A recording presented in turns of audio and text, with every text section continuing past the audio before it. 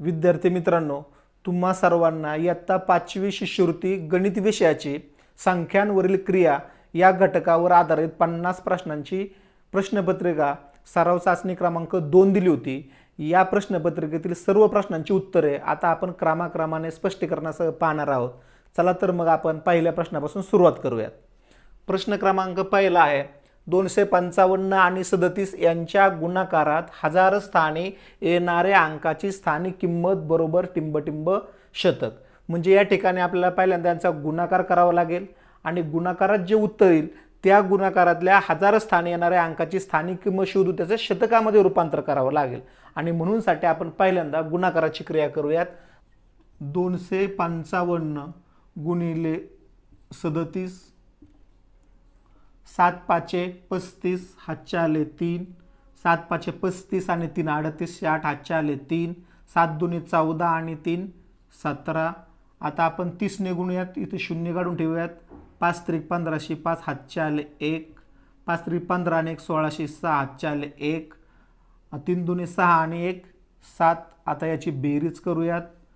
5 दशकाची बेरीज 13, हातच्या आले 1, 7 7 13 आणि 1 14, 4 हातच्या आले 1 7, 8 आणि 1 9। आता या उत्तरामध्ये हजार स्थानी येणारा अंक आहे 9 आणि या 9ची स्थानिक किंमत आहे 9000। आपल्याला विचारलेलं आहे, उत्तर जे विचारलेलं आहे ते शतकामध्ये विचारलेलं आहे आणि म्हणून साठी 9000चे शतक करताना एककाचं घर जाईल, दशकाचं घर जाईल आणि इथून पुढे शतकाचं घर, म्हणजे 90 शतक असं या ठिकाणी उत्तर येईल आणि 90 शतक म्हणून या ठिकाणी आपलं पर्याय क्रमांक 3 असं या प्रश्नाचं उत्तर असेल। आता आपण पुढील प्रश्न पाहूयात। प्रश्न असा आहे, विजयकडे 50 रुपयांच्या जितक्या नोटा आहेत त्यापेक्षा 45 ने जास्त 100 रुपयांच्या नोटा आहेत।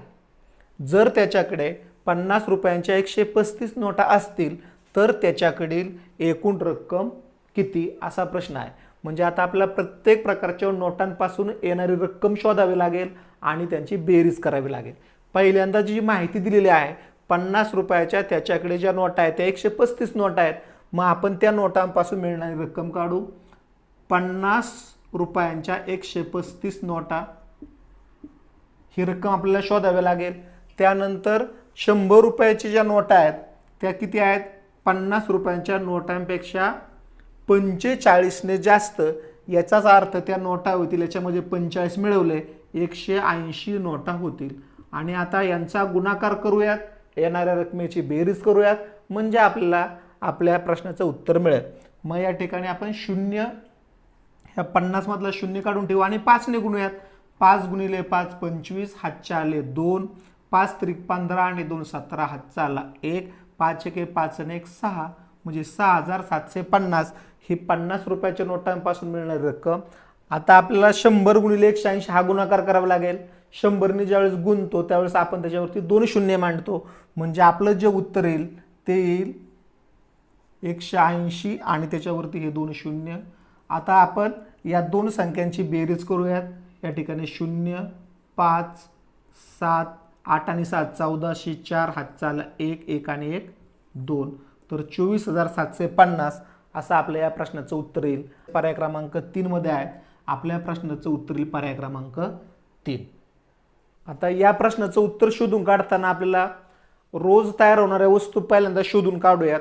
रोज प्रत्येक कामगार हा 465 वस्तू तयार करतो आणि मग 50 कामगारांच्या वस्तू शोधून काढण्यासाठी आपल्याला त्याला 50 ने गुणावे लागेल। हा गुणाकार सोप्या पद्धतीने आपण मांडू शकतो। शून्य या ठिकाणी ठेवला तर आपण 5 ने गुणूयात। 5 गुणिले 5 25, हातच्या आले 2, 5 6 30 आणि 2 32, हातच्या आले 3, 5 चोक 20 आणि 3 23, म्हणजे रोज त्या कारखान्यामध्ये 23250 वस्तू तयार होतात। आता आपल्याला विचारले जून आणि जुलै महिन्यामध्ये एकूण किती वस्तू तयार झालेल्या आहेत। मग 23250 ह्या त्या कारखान्यामध्ये रोज तयार होणाऱ्या वस्तू आहेत। आपल्याला जून आणि जुलै महिन्यामध्ये एकूण तयार होणाऱ्या वस्तू विचारलेल्या आहेत। जूनचे दिवस आहेत 30 आणि जुलैचे 31, म्हणजे 30 आणि 31 झाले 61। या संख्येला आपल्याला 61 ने जर आपण गुणले तर आपल्याला एकूण तयार झालेल्या वस्तू आपल्याला शोधता येतील. एकने गुणताना आपल्याला माहित आहे कोणत्याही संख्येला एकने गुणले तर गुणाकार तोच येतो, म्हणून साठी 23,250 हा एकचा गुणाकार येईल. आता आपल्याला ॲक्च्युली 60ने गुणायचं आहे, म्हणजे इथे दशकाचं एक शून्य काढून ठेवूयात आणि 6ने गुणूयात. 6 0 0, 6 5 30 शून्य, हातचे आले 3. 6 आणि 2चा गुणाकार 12, 12 आणि 3 1500, 5 हातचा आला 1. 6 त्रिक 18 आणि 1 1900, 9 हातचे आले 1. 6 दुने 12 आणि 1 13. आता आपल्याला याची बेरीज करावी लागेल. 0 5 2 5 आणि 3 8, 9 आणि 2 1101, हातचा आले 1. 3 आणि 1 4 आणि 1 अशा पद्धतीने 14,18,250 हे या प्रश्नाचं उत्तर येईल. पर्याय क्रमांक 1 मध्ये या प्रश्नाचं उत्तर आहे 14,18,250. आता आपण पुढील प्रश्न पाहूयात. प्रश्न असा आहे, 50 पाकिटात 50 रुपयांच्या 50 नोटा ठेवण्यासाठी किती रुपये आवश्यक आहेत? आता प्रत्येक पाकिटामध्ये किती रुपये ठेवायचे ते पहिल्यांदा शोधून काढूयात. 50 रुपयाच्या 50 नोटा ठेवायच्या आहेत, म्हणजे 50 गुणिले 50 याचं जे उत्तर आहे ते 5 गुणिले 5 25 आणि हे 2 शून्य, म्हणजे 2,500 रुपये एका पाकिटामध्ये ठेवायचे आहेत. आता असे किती पाकिटं आहेत? 50 पाकिटे आहेत, म्हणजे 2,500 गुणिले 50. आता हा गुणाकार करताना आपण काय करायचं आहे, हे जे कडेचे 3 शून्य आहेत हे आपण तसे मांडूयात आणि 25 गुणिले 5 हा जो गुणाकार येतो तो 125 येतो. आता या ठिकाणी आपलं जे उत्तर आलेलं आहे 1,25,000, परंतु या ठिकाणी पर्यायामध्ये आपल्याला सर्व अक्षरामध्ये आणि व्यवहारिक स्वरूपामध्ये उत्तरं दिलेले आहेत. 1,25,000 याचाच अर्थ ते 1.25 लाख होतात आणि म्हणून साठी आपल्या या प्रश्नाचं उत्तर पर्याय क्रमांक 2 येईल 1.25 लाख. आता आपण पुढील प्रश्न पाहूयात. प्रश्न असा आहे, 97 ही संख्या 85 वेळा घेऊन बेरीज केली तर बेरीज किती येईल?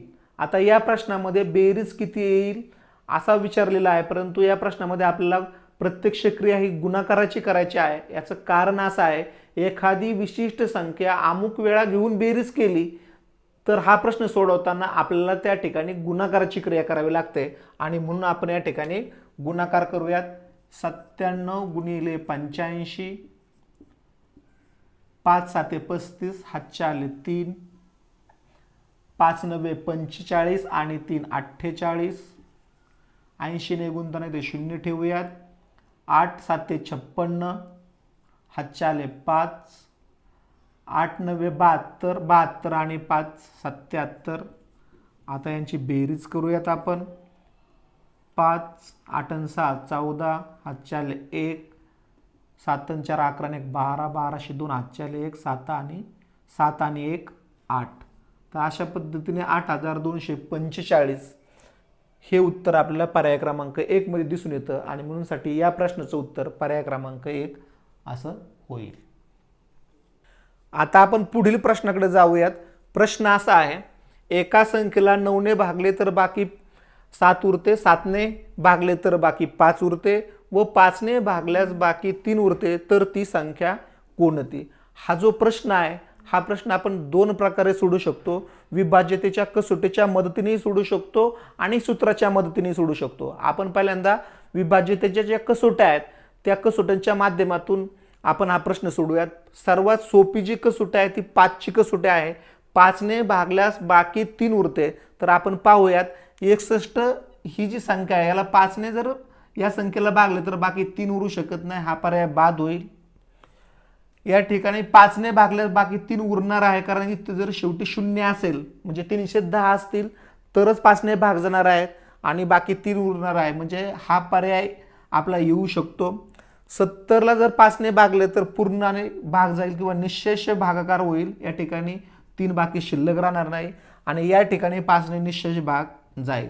म्हणजे विभाज्यतेच्या कसोट्यांचा वापर करून आपण अशा पद्धतीने पर्यायबाद पद्धतीने हा प्रश्न सोडू शकतो. आपलं या प्रश्नाचं उत्तर पर्याय क्रमांक 2 म्हणजेच 313 असं येईल. आता सूत्राच्या माध्यमातून हा प्रश्न कसा सोडवायचा ते पाहूयात. या ठिकाणी आपल्याला भाजक दिलेले आहेत,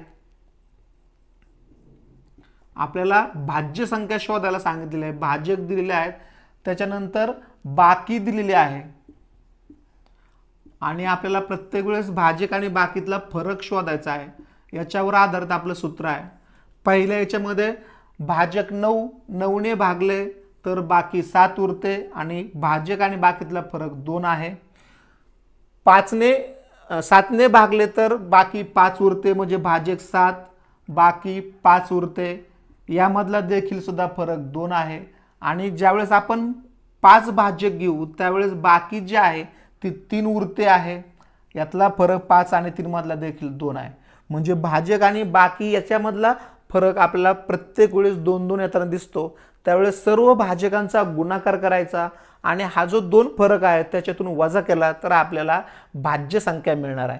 म्हणजेच आपल्याला काय करावं लागेल या ठिकाणी 7 गुणिले 9 गुणिले 5 म्हणजे 7 9 63 होतील आणि 63 गुणिले 5 हा जो गुणाकार आहे तो आपण करूयात. 5 त्रिक 1505 हातच्या आले 1, 5 6 30 आणि 1 31. 315 हा सर्व भाजकांचा गुणाकार आला. त्याच्यातून हा जो फरक आहे 2 प्रत्येक वेळेस 2 फरक आलेला आहे तो 2 फरक भाजक आणि बाकीतला फरक जो आहे 2 तो वजा करूयात आपण म्हणजे आपलं उत्तर 313 येईल. आणि या पद्धतीने देखील आपलं या प्रश्नाचं उत्तर पर्याय क्रमांक 2 आलेलं आहे. आता आपण पुढील उदाहरण वाचूयात. उदाहरण असं आहे, एका उदाहरणात भाजक 104 असून भागाकार भाजकाच्या 3 पट आहे व बाकी भाजकाच्या निमपट आहे तर भाज्य किती.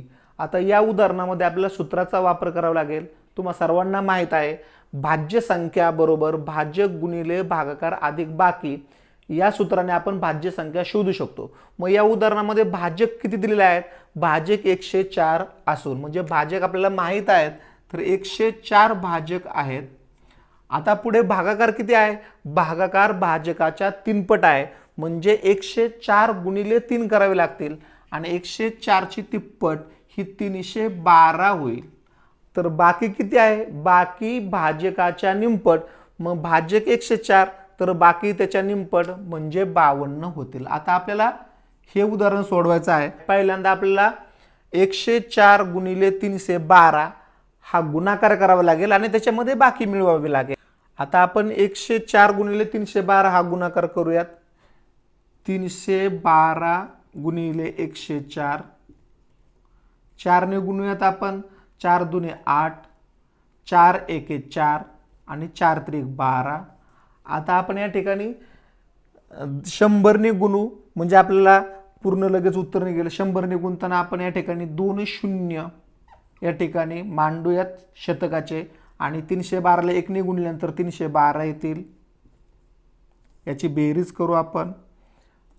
8 या ठिकाणी 4 या ठिकाणी 4 या ठिकाणी 2 आणि इथे 3 आणि याच्यामध्ये 52 मिळवायचे आहेत. आता या गुणाकारामध्ये बाकी 52 मिळवली तर आपलं जे उत्तर येईल ते 448 मध्ये 52 मिळवलं म्हणजे 500 होतील म्हणजे 32,500 हे आपलं या प्रश्नाचं उत्तर येईल आणि म्हणून साठी पर्याय क्रमांक 3 या प्रश्नाचं उत्तर असेल.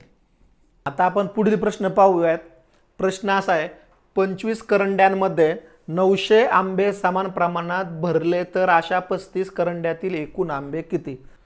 हा प्रश्न सोडवताना आपल्या एका करंडीमध्ये किती आंबे येतील ते शोधूयात. यासाठी एकूण आंबे जे आहेत 900 भागिले 25 याचं जे उत्तर येईल ते असेल एका करंडीमधले एकूण आंबे 25 एके 25 25 त्रिक 75 15 उरले. पुढचा शून्य घेतला तर 150 होतील. 25 ने 150 ला 6चा भाग जाईल म्हणजे 36 उत्तर येईल. 36 आंबे एका करंडीमध्ये असतील आणि मग आता 36 गुणिले आपल्याला विचारलेलं आहे 35 करंड्यातील एकूण आंबे गुणिले 35 करूयात आपण. 5 6 30 हातच्या 3 5 त्रिक 15 आणि 3 18. आता 30 ने गुणाचे शून्य इथे ठेवूयात. 3 6 18 हातच्या 1 3 त्रिक 9 आणि 1 10, याची बेरीज करूयात. या ठिकाणी 0 8 8 16 7 आले 1 1 आणि 1 2 आणि 1 अशी 1 1260 आंबे आपल्याला एकूण लागतील. म्हणजे 35 करंड्यातील एकूण आंबे 1260 होतील. आपलं या प्रश्नाचं उत्तर पर्याय क्रमांक 1 असं येईल. आता आपण पुढील प्रश्न पाहूयात. प्रश्न असा आहे, ए गुणिले ए बरोबर 4 आणि ए अधिक ए बरोबर 4, तर ए गुणिले 4 बरोबर किती, असा हा प्रश्न आहे. तर आपल्याला पहिल्यांदा याची किंमत शोधावी लागेल. तर आपण या प्रश्नाचं उत्तर शोधू शकतो. आपण जर या प्रश्नामध्ये पाहिलं तर ए गुणिले ए म्हणजे ए ची किंमत सारखीच आहे. मग कोणत्या दोन सारख्या संख्यांचा गुणाकार 4 असेल आणि कोणत्या दोन सारख्या संख्येची बेरीज देखील 4 असेल, तर आपल्याला 2 शिवाय काही पर्याय राहत नाही. कारण या ठिकाणी 2 गुणिले 2 जर घेतले तर याचा उत्तर 4 येईल आणि 2 अधिक 2 जर घेतले तर याचे उत्तर 4 येतं. आणि म्हणूनसाठी आपलं हे निश्चित झालेलं आहे की ए ची किंमत ही 2 आहे. आणि मग आता आपण ए ची किंमत 2 या प्रश्नामध्ये टाकली तर 2 गुणिले 4 याचं उत्तर 8 येईल. आणि म्हणूनसाठी या प्रश्नाचं उत्तर पर्याय क्रमांक 2 असं येईल. आता आपण पुढील प्रश्न पाहूयात. प्रश्न असा आहे, एका संख्येला 24 ने गुणण्याऐवजी भागले तेव्हा उत्तर 203 आले, तर खरे उत्तर काय. तर या ठिकाणी आपल्याला खरं तर गुणण्याची क्रिया करायची होती, परंतु भागल्यानंतर भागाकार 203 आलेला आहे. म्हणजे यावरून आपण काय करू शकतो, भाज्य संख्या शोधू शकतो. हा जो 203 भागाकार आलेला आहे, या 203 ला आपण 24 ने जर आपण गुणले तर आपल्याला भाज्य संख्या मिळेल. कारण हा भागाकार आणि हे भाजक यांचा जर गुणाकार केला तर आपल्याला भाज्य संख्या मिळेल. 24 गुणिले 3 72 होतात. 72शी 2 हातचे आले 7, 24 0 7 आणि 24 दुने 48. म्हणजे ती जी संख्या आहे 4872 अशी होईल. आता या संख्येला आपल्याला काय करायचं होतं, गुणायचं होतं, परंतु भागलं, त्याच्यामुळे आपल्याला हे उत्तर आलेलं होतं. आता आपल्याला ती संख्या मिळालेली आहे. आपला खरं उत्तर म्हणजे खरी जी क्रिया आहे ती गुणाकाराची करायची होती. म्हणजे आपल्याला काय करावं लागेल, 4872 ला 24 ने गुणावं लागेल. म्हणजे आपल्याला खरं उत्तर मिळणार आहे. म्हणजे आपण आता यांचा गुणाकार करूयात. 24 दुने 48, 48शी 8 हातचे आले 4, 24 7 168, 168 मध्ये 4 मिळवले 172 होतील. 172 मधले ते 2 शिल्लक राहतील, हातची 17 जातील. 24 8 192, 192 मध्ये ह्या 17तले 10 मिळवले तर 202 होतील. 202 मध्ये 7 मिळवले तर 209 होतील. 209 मधले या ठिकाणी 9 राहतील, हातचे जातील 20. 24 चोक 96 आणि 96 मध्ये 20 मिळवले तर 116 उत्तर येईल. अशा पद्धतीने आपलं या गुणाकाराचं उत्तर या ठिकाणी येईल 1,16,928 आणि हे उत्तर पर्याय क्रमांक 1 मध्ये आपल्याला मिळेल. म्हणजे अशा पद्धतीने हा प्रश्न आपण सोडवलेला आहे. आता आपण पुढील प्रश्न पाहूयात. प्रश्न असा आहे, अर्धा किलो साखरेची किंमत 19 रुपये असल्यास 5 किलोच्या 9 पिशव्यांमधील साखर किती रुपयांची. आता आपल्याला या ठिकाणी अर्धा किलो साखरेची किंमत दिलेली आहे. त्यावरून आपल्याला 1 किलो साखरेची किंमत शोधावी लागेल. आणि मग 1 किलो साखरेची किंमत बरोबर 19च्या दुप्पट जे आहेत ते 38 रुपये होईल. आणि आपल्याला 5 किलोच्या 9 पिशव्या आहेत, म्हणजे एकूण साखर किती किलोग्रॅम होईल. एकूण साखर जी आहे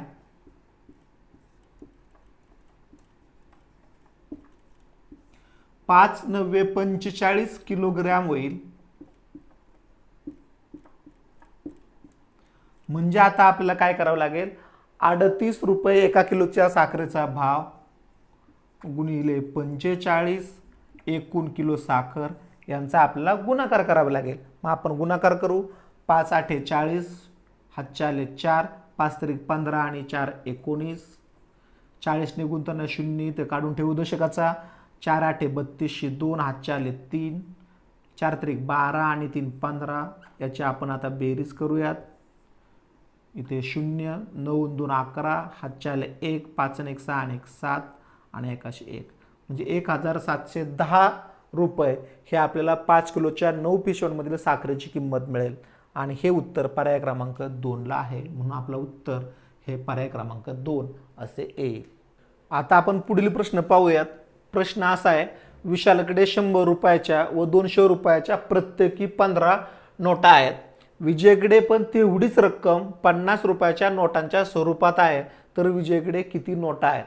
तर या प्रश्नामध्ये पहिल्यांदा आपल्याला विशालकडे किती रक्कम आहे हे शोधावं लागेल, आणि म्हणून विशालकडे असलेली रक्कम शोधूयात. त्याच्याकडे 100 रुपयाच्या 15 नोटा आहेत, म्हणजे 100 गुणिले 15 हे 1500 रुपये होतील. शिवाय 200 रुपयाचे देखील त्याच्याकडे 15 नोटा आहेत, म्हणजे 200 गुणिले 15 म्हणजे त्याच्याकडे 3000 रुपये होतील.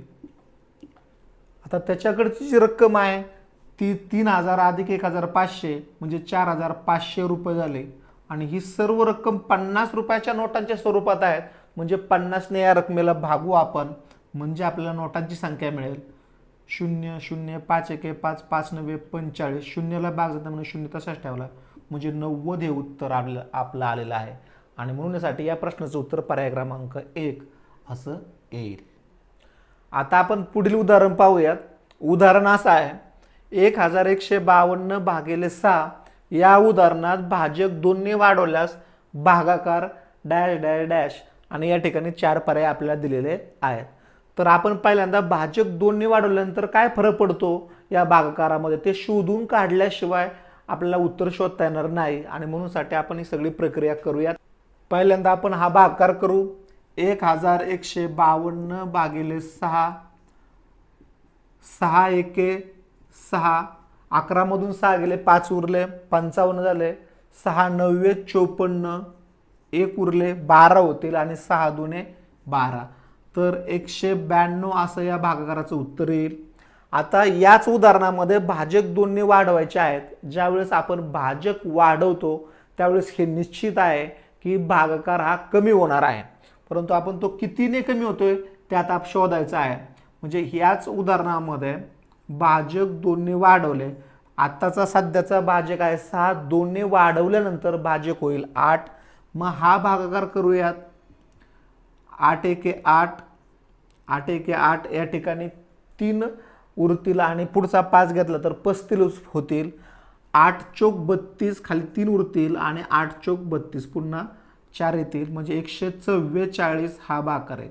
आता 192 आणि 144 यातला जो फरक आहे तो फरक जो आहे तो 48 आहे, म्हणजे भागाकार कितीने कमी आला? 48 ने कमी आला. कारण ज्यावेळेस 6 ने भागलं त्यावेळेस 192 भागाकाराला भाजक 2 ने वाढवले, म्हणजेच 8 ने भागलं तर भागाकार 144 आला, म्हणजे भागाकार 144 म्हणजे कमी आलेला आहे. तो कितीने? तर यातला फरक जो आहे तो 48 ने कमी होईल, म्हणून साठी या प्रश्नाचं उत्तर पर्याय क्रमांक 3 येईल. आता आपण पुढील प्रश्न पाहूयात. प्रश्न असा दिलेला आहे, एका संख्येला 15 ने गुणण्याऐवजी 20 ने गुणल्यास गुणाकार 150 ने जास्त आला तर ती संख्या कोणती? हा प्रश्न सरळ सरळ सूत्रावर आधारित आहे. सूत्र असं आहे, गुण्य संख्या जर आपल्याला शोधायची असेल तर आपण गुणाकारातील फरकाला त्या दोन्ही गुणकातील फरकाने भागत असतो. मग गुणाकार 150 ने जास्त आला म्हणजे गुणाकारातील फरक जो आहे तो आहे आपला 150 म्हणजे 150, आणि गुणक जे आहेत ते 15 आणि 20 यातला जो फरक आहे तो आहे 5, आणि यांचा जो भागाकार येईल तो आहे 30. आणि म्हणून साठी ती जी संख्या आहे ती संख्या आपली 30 असेल, म्हणून या प्रश्नाचं उत्तर पर्याय क्रमांक 4 असे येईल. आता आपण पुढील प्रश्न सोडूयात. प्रश्न असा आहे, 50 रुपयाच्या 80 नोटा, 100 रुपयाच्या 40 नोटा, 500 रुपयांच्या 90 नोटा ही रक्कम 40 कामगारांना समान वाटल्यास प्रत्येकाच्या वाट्याला किती रक्कम येईल? आपल्याला पहिल्यांदा हे शोधून काढावं लागेल की एकूण रक्कम किती आहे, आणि म्हणून साठी 50 रुपयाच्या 80 नोटा आहेत. या 80 नोटापासून किती रक्कम मिळते ते आपण पाहूयात. तर 8 गुणिले 5 40, आणि हे 2 शून्य म्हणजे 4000 रुपये होतील. आता पुढे 100 रुपयाच्या 40 नोट आहेत म्हणजे 100 गुणिले 40, याचे उत्तर आपल्याला 4000 मिळेल. आणि पुढे जे आहे ते 500 रुपयाच्या 90 नोट आहेत म्हणजे 500 गुणिले 90. तर या ठिकाणी हे 3 शून्य आपण मांडूयात. 1 2 3, 1 2 3 आणि 5 9 45. आता ही सर्व बेरीज आपण करूयात म्हणजे एकूण रक्कम आपल्याला मिळेल. 4 आणि 4 8 आणि 5 13, 13 3 हातचे आले 1, 4 आणि 1 5. आता हे जे आहे 53,000, ही सर्व रक्कम आपल्याला 40 कामगारांना समान वाटायची आहे. याला भागिले 40 करूयात. हा शून्य गेला, हा शून्य घालू, 4 ने भाग देऊ. 4 1 4, 4 1 4. या ठिकाणी 1 उरतील 13 होतील. 4 त्रिक 12, 1325 हे आपलं उत्तर येईल. आणि प्रत्येकाच्या वाट्याला एवढी रक्कम मिळेल. आणि म्हणून साठी या प्रश्नाचं उत्तर पर्याय क्रमांक 1 असे येईल. आता आपण पुढील प्रश्न सोडूयात. प्रश्न असा आहे, एका ओळीत 520 झाडे लावली तर 65 ओळी तयार होतील. तीच झाडे एका ओळीत 325 लावली तर किती ओळी तयार होतील? मग हा प्रश्न आपण एकूण झाडे काढायची आणि त्यानंतर 325 ने त्याला भागायचं. याच्याऐवजी ही एकत्रित क्रिया जर आपण केली तर प्रश्न सोडवणं सोपं आणि कमी वेळामध्ये होऊ शकतं. म्हणून आपण असं करूयात, एका ओळीमध्ये 520 झाडे होती आणि 65 ओळी केल्या तर आपल्याला एकूण झाडे मिळतील. आणि ही सर्व झाडे आपल्याला काय करायची आहेत? 325 झाडे एका ओळीत याप्रमाणे लावायची आहेत. म्हणजे याला आपण 325 ने भागूयात. म्हणजे आपल्याला गुणाकार करा आणि नंतर भागायाऐवजी अशा पद्धतीने आपल्याला उत्तर काढणं सोपं जाईल आणि भाग देणंही सोपं जाईल. तर आपण या ठिकाणी भागाकाराची क्रिया करू शकतो कारण अंशस्थानी गुणाकाराची क्रिया आहे. तर सोप्या पद्धतीने आपण भाग देऊ शकतो. आपण पाहिलं तर या ठिकाणी 5चा भाग देऊ शकतो. 5 13, 5 65 आणि या ठिकाणी 5 ने भाग देऊ आपण. 5 6 30, 2 उरतील आणि 5 5 25. या ठिकाणी भाग देऊ शकतो आपण. 13 1 13, 13 5 5. आता 5 ने या 520 ला भाग देऊया आपण. 5 1 5, 5 1 5.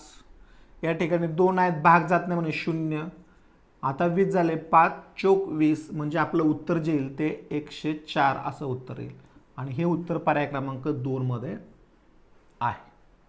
आता आपण पुढील उदाहरण पाहू. उदाहरण असं आहे, भागाकाराच्या क्रियेत पुढीलपैकी कोणते विधान नेहमी बरोबर असते? प्रश्न विचारलेला आहे, विधान नेहमी बरोबर असते. आता एक एक पर्याय आपण पाहूयात. भागाकार बाकीपेक्षा मोठा असतो. या ठिकाणी आपण लक्षात घ्या, अनेक प्रकारच्या उदाहरणावरून आपण हे लक्षात घेऊ शकतो की भागाकार जो आहे तो बाकीपेक्षा लहान किंवा मोठा असू शकतो. म्हणजे हे जे विधान आहे निश्चितपणे बरोबर आहेच असं नाही, हे लक्षात घ्या. भाजक भागाकारापेक्षा लहान असतो. भाजक देखील हा भागाकारापेक्षा लहान असू शकतो किंवा मोठा असू शकतो. हे उदाहरण निश्चित बरोबर आहे असं नाही. मात्र बाकी भाजकापेक्षा लहान असते हे विधान भागाकाराच्या क्रियेमध्ये नेहमीच सत्य असतं, हे लक्षात घ्या. पर्याय क्रमांक 3 मधलं विधान पाहू. बाकी भाजकापेक्षा लहान असते. हे नेहमी आपण लक्षात घेतलं पाहिजे की भाजकापेक्षा बाकी नेहमी लहान असते. ती जर बाकी भाजकापेक्षा मोठी आली तर आपलं भागाकाराची जे उदाहरण आहे किंवा जी क्रिया आहे ती चुकली असं आपण समजतो. आणि म्हणून साठी बाकी भाजकापेक्षा लहान असते हे विधान नेहमीच बरोबर असतं. भाजक भागाकारापेक्षा मोठा असू शकतो किंवा लहान असू शकतो. म्हणजे पर्याय क्रमांक 1 2 आणि 4 ही 3 जी विधान आहेत ही नेहमीच बरोबर असतं असं नाही.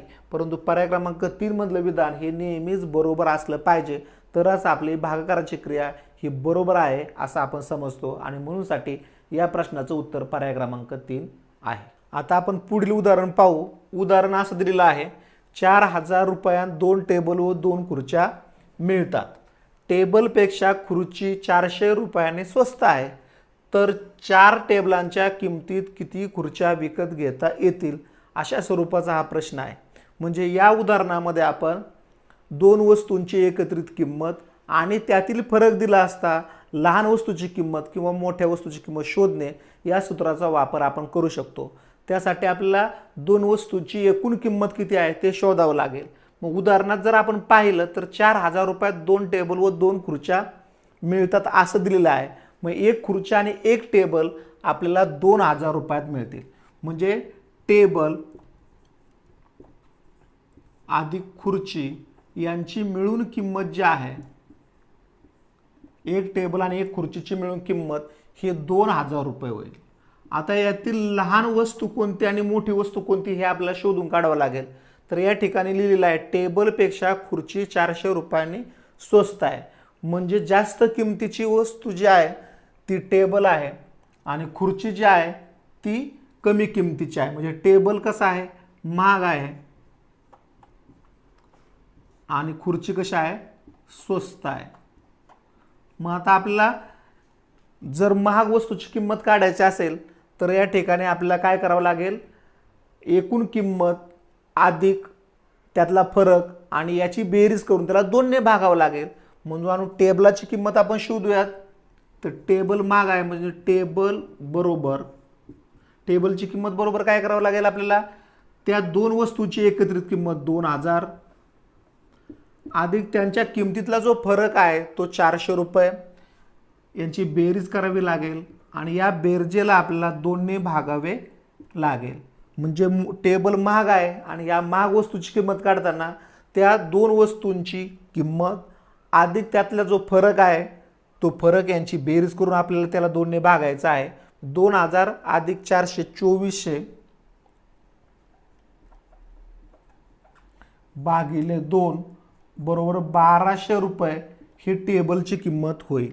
टेबलची किंमत 1200 झाली. आपल्याला खुर्चीची किंमत शोधूयात. खुर्ची बरोबर 2,000 वजा 1200 बरोबर 800 रुपयाला खुर्ची मिळेल. आता आपल्याला विचारलेलं आहे की 4 टेबलांच्या किमतीत किती खुर्च्या विकत घेता येतील. आता 4 टेबलांची किंमत काढू. 4 टेबलांची किंमत होईल 1200 गुणिले 4, ही 4 टेबलांची किंमत होईल आणि त्याला खुर्चीची जी किंमत आहे 800 रुपये त्याने आपण भागूयात 800 रुपयाने. आणि मग हा जो भागाकार केला तर हे 2 शून्य हे 2 शून्य जातील. 4 1 4 4 2 8 2 ने भागूत बे के बे बे सक 12 म्हणजे आपल्याला 6 खुर्च्या विकत घेता येतील. म्हणजे अशा प्रकारे या प्रश्नाचं उत्तर आपल्याला पर्याय क्रमांक 4 म्हणजे 6 हे उत्तर मिळेल. आता आपण पुढील प्रश्न सोडवूयात. प्रश्न असा आहे, शाळेतील 5 मुले गैरहजर आहेत. उरलेल्या मुलांचे 6 6 7 7 किंवा 8 8 याप्रमाणे गट पाडता येतात तर शाळेची पटसंख्या किती, असा प्रश्न आहे. म्हणजे पर्याय जे दिलेले आहेत आपल्याला हे सर्व शाळेची पटसंख्या असलेले पर्याय आहेत. आपल्याला हे जे उदाहरण आहे ते पर्यायवाद पद्धतीने सोडवणं सोपं जाणार आहे. मग आपण शाळेमध्ये हजर विद्यार्थी किती ते पहिल्यांदा काढूयात आणि हजर विद्यार्थ्यांना 6 ने 7 ने आणि 8 ने जर भाग गेला तर ते आपली काय असणार आहे, पटसंख्या असणार आहे किंवा त्या पर्यायातील संख्या ही आपली पटसंख्या असणार आहे. आणि म्हणूनसाठी आपण पहिल्यांदा हजर विद्यार्थी शोधूयात. या प्रत्येक पर्यायातून 5 वजा केले तर आपले शाळेतले हजर विद्यार्थी मिळतील. याचं कारण म्हणजे 5 विद्यार्थी आपले गैरहजर आहेत. म्हणून 178 वजा जर 5 केले तर आपलं जे उत्तर आहे ते 173 येईल. 168 वजा 5 केले तर आपलं जे उत्तर आहे ते 163 येईल. 183 वजा 5 जर केले तर आपलं उत्तर 178 येईल. आणि 173 वजा 5 केले तर आपलं जे उत्तर आहे तर ते 168 येईल. आता या उत्तरापैकी आपल्याला अशी संख्या पाहिजे की ज्या संख्येला 6 ने 7 ने आणि 8 ने भाग जाईल. आता यातील सोपी जी कसोटी आहे ती 6ची कसोटी आहे. ती पहिल्यांदा आपण वापरून पाहूयात. 6च्या कसोटीमध्ये 2 आणि 3 ने भाग गेला पाहिजे अशी संख्या आपण शोधतो. 2 ने भाग जाणारी समसंख्या असते आणि म्हणूनसाठी पर्याय क्रमांक 1 आणि पर्याय क्रमांक 2 हे बाद होतील. आता आपल्याला या ठिकाणी पर्याय क्रमांक 3 आणि 4 मध्ये 2 ने भाग जातोय परंतु 3ने भाग जातोय का ते पहिल्यांदा शोधूयात. तर तीनची कसोटी म्हणजे संख्येतील अंकांच्या बेरजेला 3ने भाग गेला पाहिजे. मग 7 आणि 8 15, 15 आणि 1 16, 16ला 3ने भाग जात नाही म्हणजे हाही पर्याय बाद झाला. आता पुढे 8 आणि 7 14 आणि 1 15 म्हणजे हा पर्याय जो आहे 15. या संख्येला आपण 6ने भाग देऊ शकतो. 168ला आपण 7ने भाग जातो का ते पाहू. 7 दुने 14, खाली उरले 2 आणि 7 चोक 28 म्हणजे 168ला आपण 7ने भाग देऊ शकतो. आता 8ने भाग जातोय का ते पाहू आपण. 8 1 8, 8 दुने 16 आणि 8 1 8, 8ने भाग जातो म्हणजे 6 7 आणि 8ने या संख्येला भाग जातो. म्हणजे याचाच अर्थ शाळेची जी पटसंख्या आहे ती 173 असली पाहिजे आणि म्हणूनसाठी या प्रश्नाचं उत्तर पर्याय क्रमांक 4 असे येईल. आता आपण पुढील प्रश्न सोडूयात. प्रश्न असा आहे, 3 संख्यांचा गुणाकार 69,888 आहे. त्यापैकी 2 संख्या 42 व 52 आहेत. तर तिसरी संख्या कोणती. आता आपल्याला ही तिसरी संख्या शोधण्यासाठी आपल्याला जो गुणाकार आहे 69,888 या संख्येला आपण 42 गुणिले 52 याने भागूयात. यांचा जो भागाकार येईल ती आपली तिसरी संख्या असणार आहे. म्हणून आपण हा भागाकार करूयात. या ठिकाणी आपल्याला शेवटी 88 आहेत आणि इथं 52 आहेत. 4ने भाग जातो म्हणून आपण या संख्येला 4ने भाग देऊ. 4ने जर 52 भाग दिला तर आपलं उत्तर येईल 13, कारण 13 चोक 52. आणि आता 4ने 69,888ला भाग देऊ. 4 1 4, खाली उरले 2, 4 7 28, या ठिकाणी 1 उरले 18 झाले. 4 चोक 16, या ठिकाणी 2 उरले 28 झाले. 4 7 28, या ठिकाणी 8 शिल्लक राहिलेला आहे. 4 2 8 म्हणजे 17,472 असं उत्तर आलेलं आहे. आता या ठिकाणी पुन्हा इथे 42 आहेत. 42ला 6ने भाग जातो. 17,472 मध्ये किंवा 17,472ला 6ने भाग जातो का ते आपण पाहूयात. 2 आहेत म्हणजे शेवटी 2 आहेत म्हणजे 2ने भाग जाईल. आता 3ने भाग जातो का ते पाहूयात. 7 आणि 1 8, 8 आणि 4 12, 12 आणि 7 19 आणि 2 21 म्हणजे 3ने भाग जाईल. 2ने आणि 3ने भाग गेला तर 6ने भाग जातो म्हणून आपण या संख्येला 6ने भाग देऊ. या ठिकाणी 6ने 42ला भागले तर 7 उत्तर येईल. आता आपण इथं 6ने भाग देऊ. 6 2 12, खाली 5 उरले 54 होतील. 6 9 54, खाली उरले 7. या ठिकाणी 6ने 1चा भाग जाईल. 6 1 6, 1 उरतील म्हणजे 12 होतील आणि 6 2 12 असा भाग या ठिकाणी 6ने जाईल. आता या संख्येला 7ने भाग जातोय का ते पाहू. जातोय 7ने तर आपण भाग देण्याचा प्रयत्न करू. 7 1 7, 7 चोक 28, खाली उरले 1, 7 1 7, 11तून 7 गेले खाली उरले 4 आणि 7 6 42 म्हणजे 7ने भाग गेलेला. आता 13ने या संख्येला 416 या संख्येला आपण भाग देऊ. 13 1 13, 13 त्रिक 39, खाली उरले 2 आणि 13 2 26 म्हणजे याचं उत्तर आपल्याला 32 असं मिळालेलं आहे. आणि म्हणूनसाठी या प्रश्नाचं उत्तर पर्याय क्रमांक 2 हे आपलं येईल. आता आपण पुढील प्रश्न सोडूयात. प्रश्न असा आहे, 450 लाभार्थ्यांना 300 रुपयांऐवजी 500 रुपये अनुदान देण्यासाठी किती रक्कम जास्त द्यावी लागेल. म्हणजे 300 रुपये अनुदानाच्या ऐवजी 500 रुपये अनुदान त्यांना द्यायचं आहे. याचाच अर्थ प्रत्येक लाभार्थ्याच्या पाठीमागं 500 वजा 300 म्हणजे 200 रुपये जास्त द्यावे लागणार आहेत आणि हाच आपल्या अनुदानातला फरक असणार आहे. म्हणजे 450 लाभार्थी आहेत आणि प्रत्येक लाभार्थ्याच्या पाठीमागे आपल्याला 200 रुपये जास्त द्यावे लागणार आहेत. म्हणजे इतकी रक्कम आपल्याला जास्त लागणार आहे. तर यांचा आपण गुणाकार करूयात.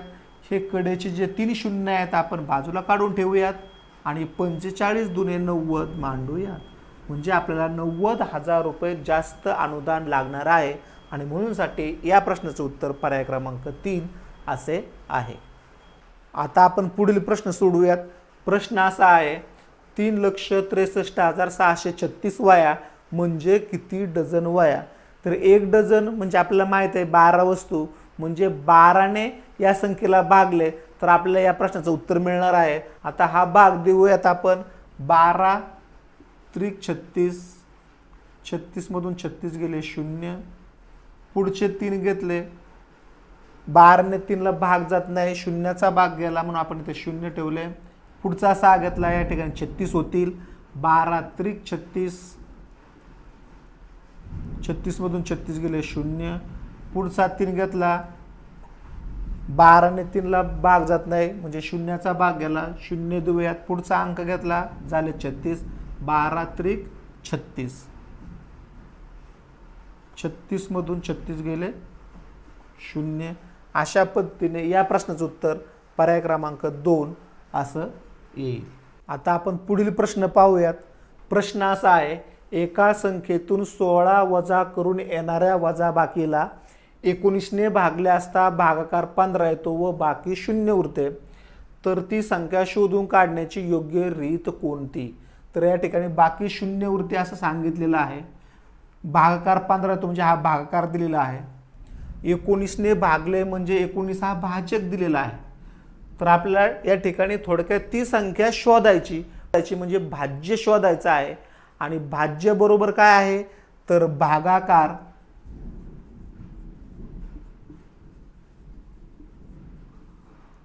गुणिले भाजक अधिक बाकी. मग या उदाहरणामध्ये आपण पाहूयात भागाकार किती येतो. 19ने भागले असता भागाकार 15 येतो. 15 हा भागाकार गुणिले भाजक जे आहेत ते 19 आहेत आणि बाकी 0 उरते. बाकी 0 उरते पण कधी तर आपला हा 16 वजा केल्यानंतर. तर या ठिकाणी 16 मिळवले तर आपल्याला भाज्य मिळणार आहे, म्हणून आपल्याला 16 या ठिकाणी मिळवावे लागतील. अशा पद्धतीने आपल्याला या स्वरूपातलं उत्तर जे असेल ते आपली ती संख्या असणार आहे. आणि म्हणूनसाठी हा जो पर्याय आहे 15 गुणिले 19 अधिक 16 हे पर्याय क्रमांक 2 मध्ये उत्तर येतं. म्हणूनसाठी या प्रश्नाचं उत्तर पर्याय क्रमांक 2 असे येईल. आता आपण पुढील प्रश्न पाहूयात. प्रश्न असा आहे, 6b 4b या 4 अंकी संख्येत अक्षरांच्या ठिकाणी समान अंक असून त्यांच्या स्थानिक किमतीची वजाबाकी 792 आहे, तर या संख्येला 85ने गुणल्यास गुणाकार किती? तर आपल्याला पहिल्यांदा ही संख्या कोणती आहे ती शोधून काढावी लागेल.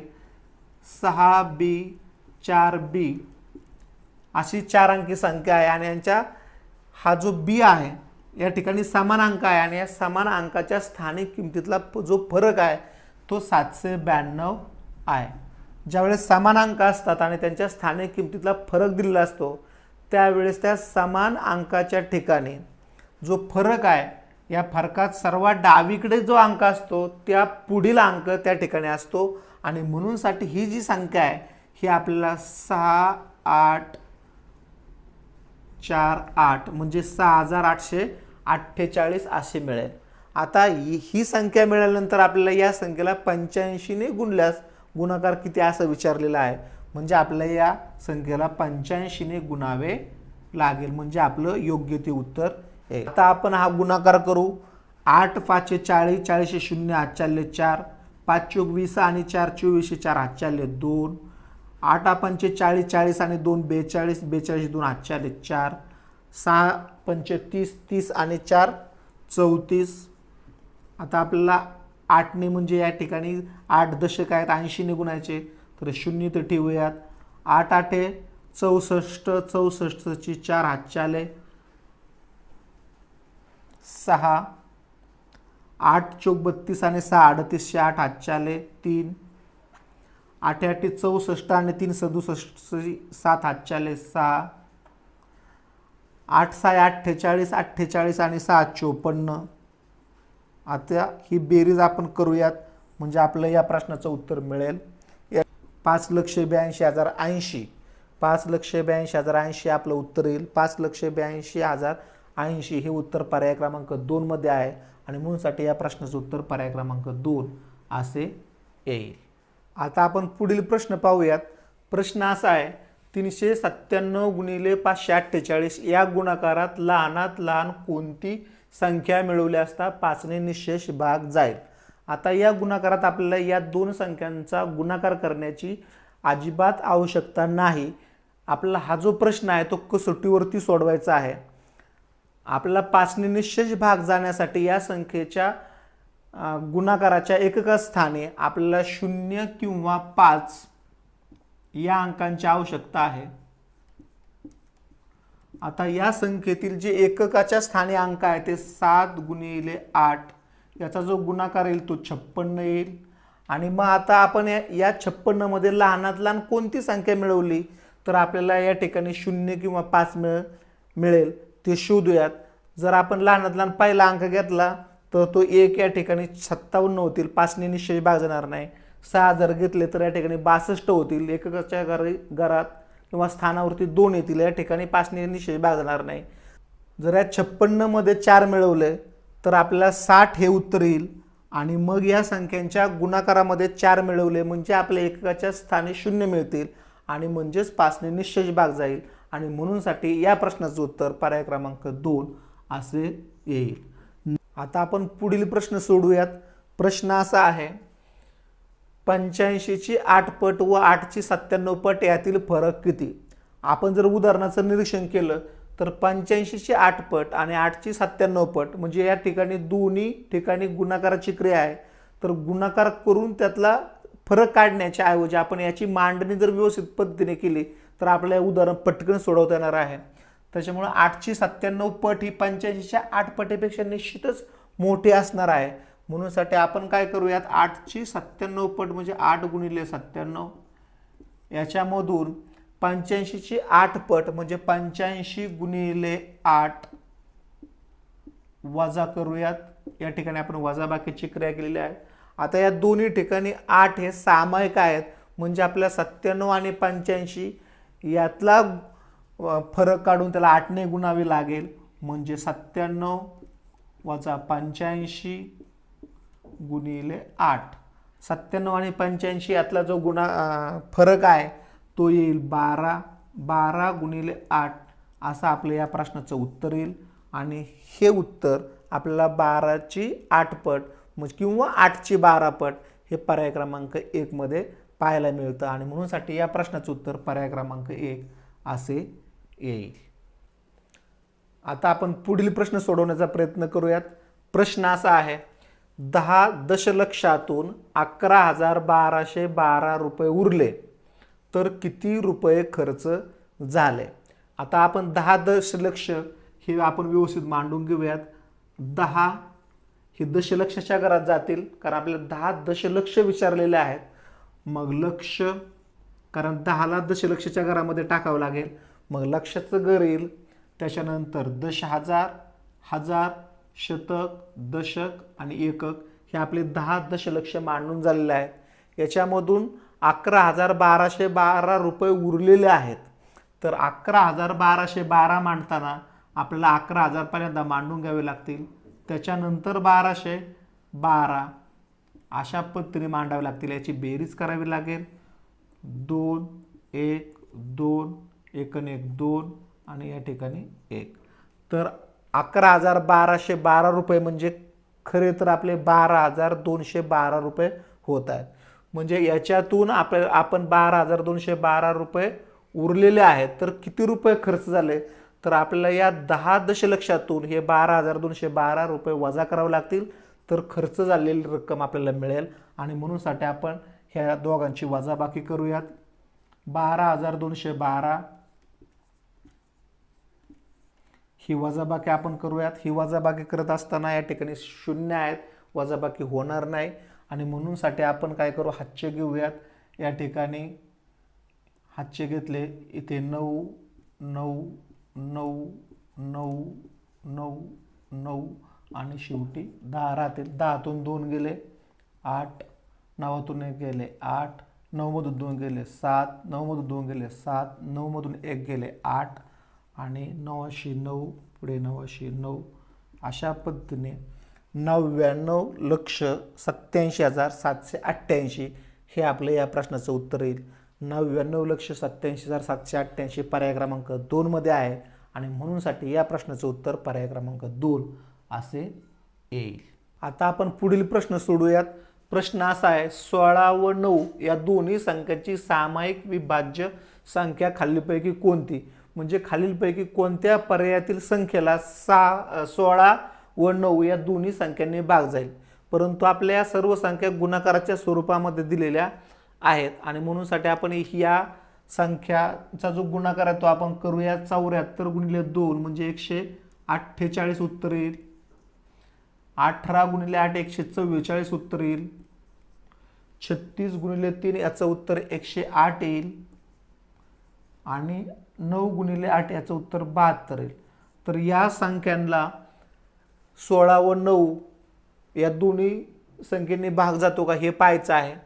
तर 148ला 16ने भाग जाणार नाही, हा पर्याय बाद होईल. 144ला 16ने भाग जातो आणि 9ने जातो कसोटीनुसार. 108ला 9ने जाईल परंतु 16ने जाणार नाही आणि 72ला 9ने जाईल पण 16ने जात नाही. अशा प्रकारे आपलं या प्रश्नाचं उत्तर पर्याय क्रमांक 2 हे येईल. आता आपण पुढील प्रश्न सोडूयात. प्रश्न असा आहे, हरित सेनेच्या प्रत्येक सदस्याने जून महिन्यात 5 रोपांप्रमाणे 1,22,970 रुपये लावली व जुलै महिन्यात त्या प्रत्येक सदस्याने 12 रुपये लावली तर एकूण किती रोपांचे वृक्षारोपण केले आहे? आपल्याला जून महिन्यातलं वृक्षारोपण माहीत आहे. या माहितीवरून आपण हरित सेनेची सदस्य संख्या शोधू शकतो. प्रत्येकाने 5 रुपये लावलेले आहेत. एकूण जी रोपांची लागवड झालेली आहे ते 1,22,970. प्रत्येकाने लावलेले रुपये 5 ने याला भागले तर आपल्याला सदस्य संख्या मिळेल. म्हणून आपण याचा भागाकार करू. 5 1 5, 5 2 10, 2 शिल्लक राहिले ते 22 झाले. 4चा भाग जाईल 5 चोक 20, पुन्हा 2 शिल्लक राहतील 29 होतील.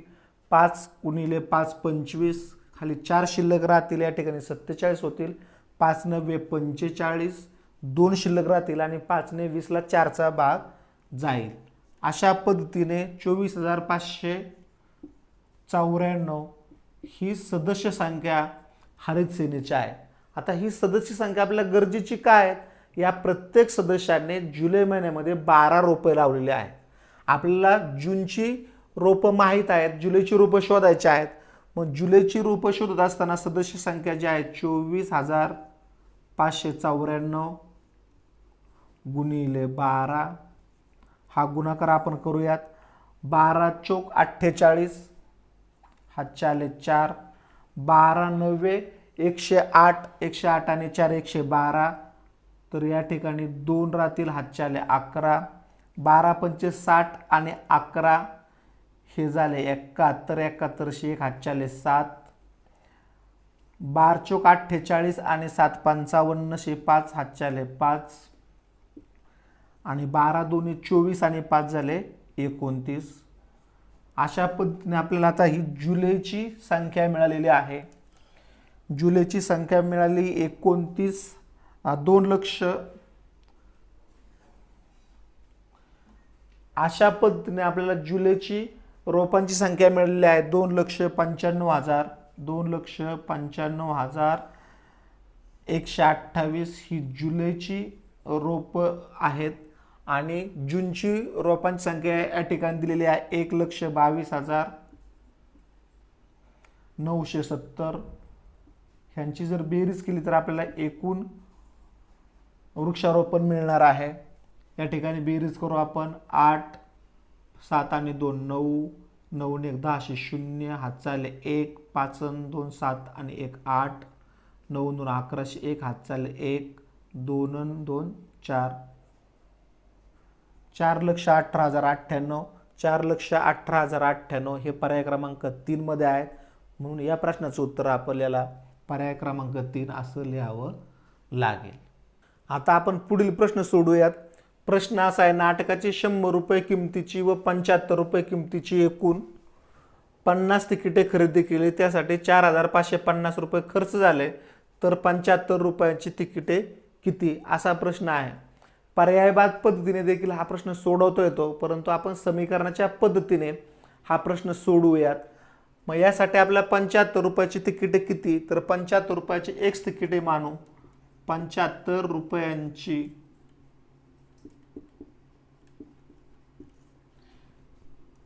एक्स तिकिटे मानू.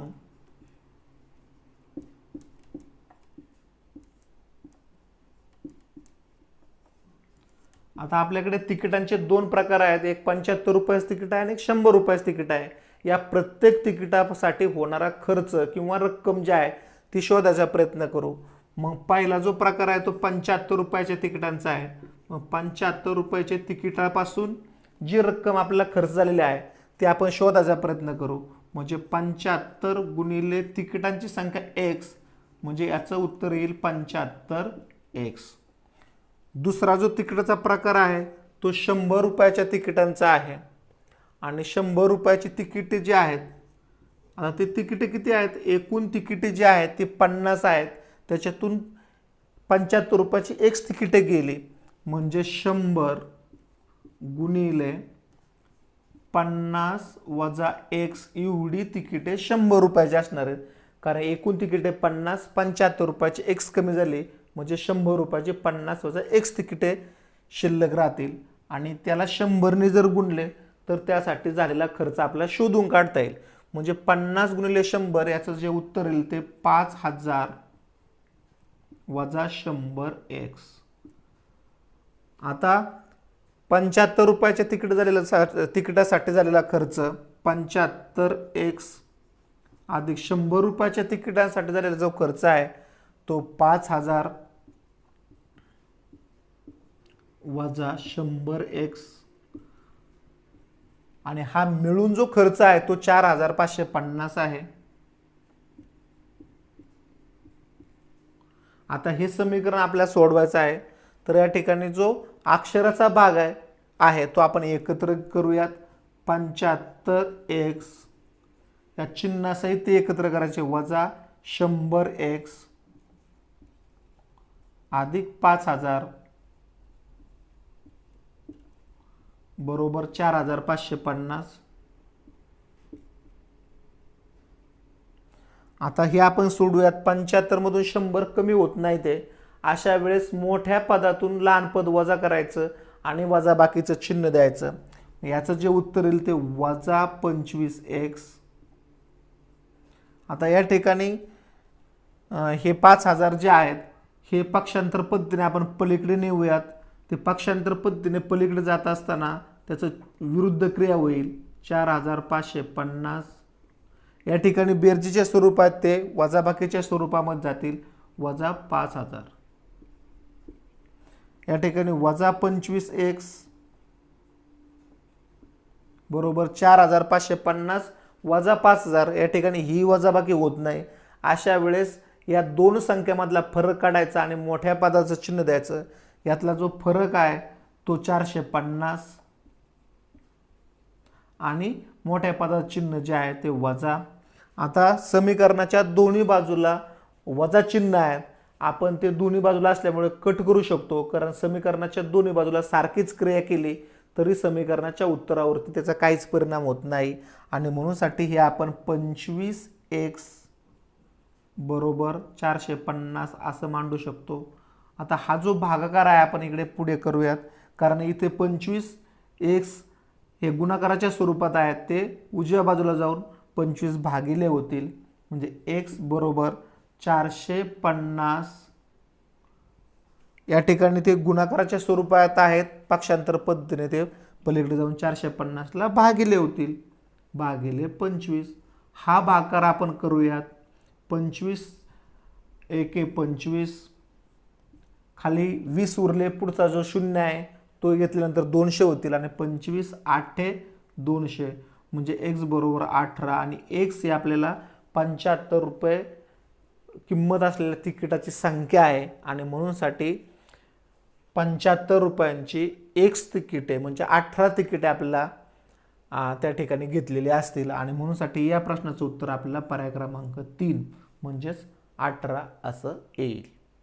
आता आपण पुढील प्रश्न सोडूयात. प्रश्न असा आहे, काही फुलांपासून 15 फुलांच्या माळा करण्याऐवजी 21 फुलांच्या माळा केल्या तेव्हा माळा 18ने कमी झाल्या तर खऱ्या माळा किती तयार झाल्या असत्या. आता हा प्रश्न सोडवण्यासाठी आपल्याला फुले किती होती हे पहिल्यांदा शोधावं लागेल आणि मग आपल्याला लक्षात येईल की हे उदाहरण एका सूत्राच्या फॉर्मॅटमध्ये बसतंय. ते म्हणजे आपल्याला फुले म्हणजेच भाज्य संख्या शोधणे आणि भाज्य संख्या शोधण्याचं सूत्र आपल्याकडे आहे भाज्य संख्या बरोबर दोन्ही भाजकांचा गुणाकार गुणिले भागाकारातील फरक आणि यांच्या गुणाकाराला आपण भाजकातील फरकाने भागायचा आहे.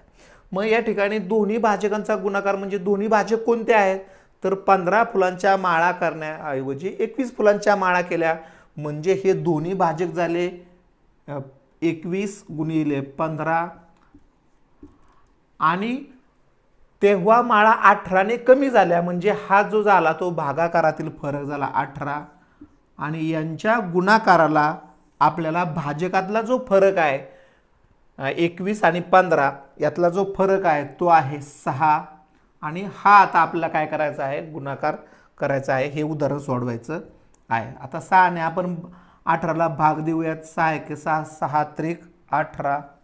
आता अंशस्थानी जो गुणाकार येईल तो येईल 21 आणि 3चा गुणाकार करू 21 गुणिले 3 63 गुणिले 15 हा गुणाकार आपण करूयात. या गुणाकाराचं जे उत्तर येईल 15 त्रिक 45 5 हातचे आले 4 15 6 90 आणि 4 94 म्हणजे 945. हे काय होईल आपल्याला भाज्य संख्या मिळालेली आहे म्हणजेच फुलांची संख्या मिळालेली आहे. परंतु आपला प्रश्न काय आहे तर खऱ्या माळा किती म्हणजे खऱ्या माळा म्हणजे काय तर 15 फुलांच्या माळा करायच्या होत्या.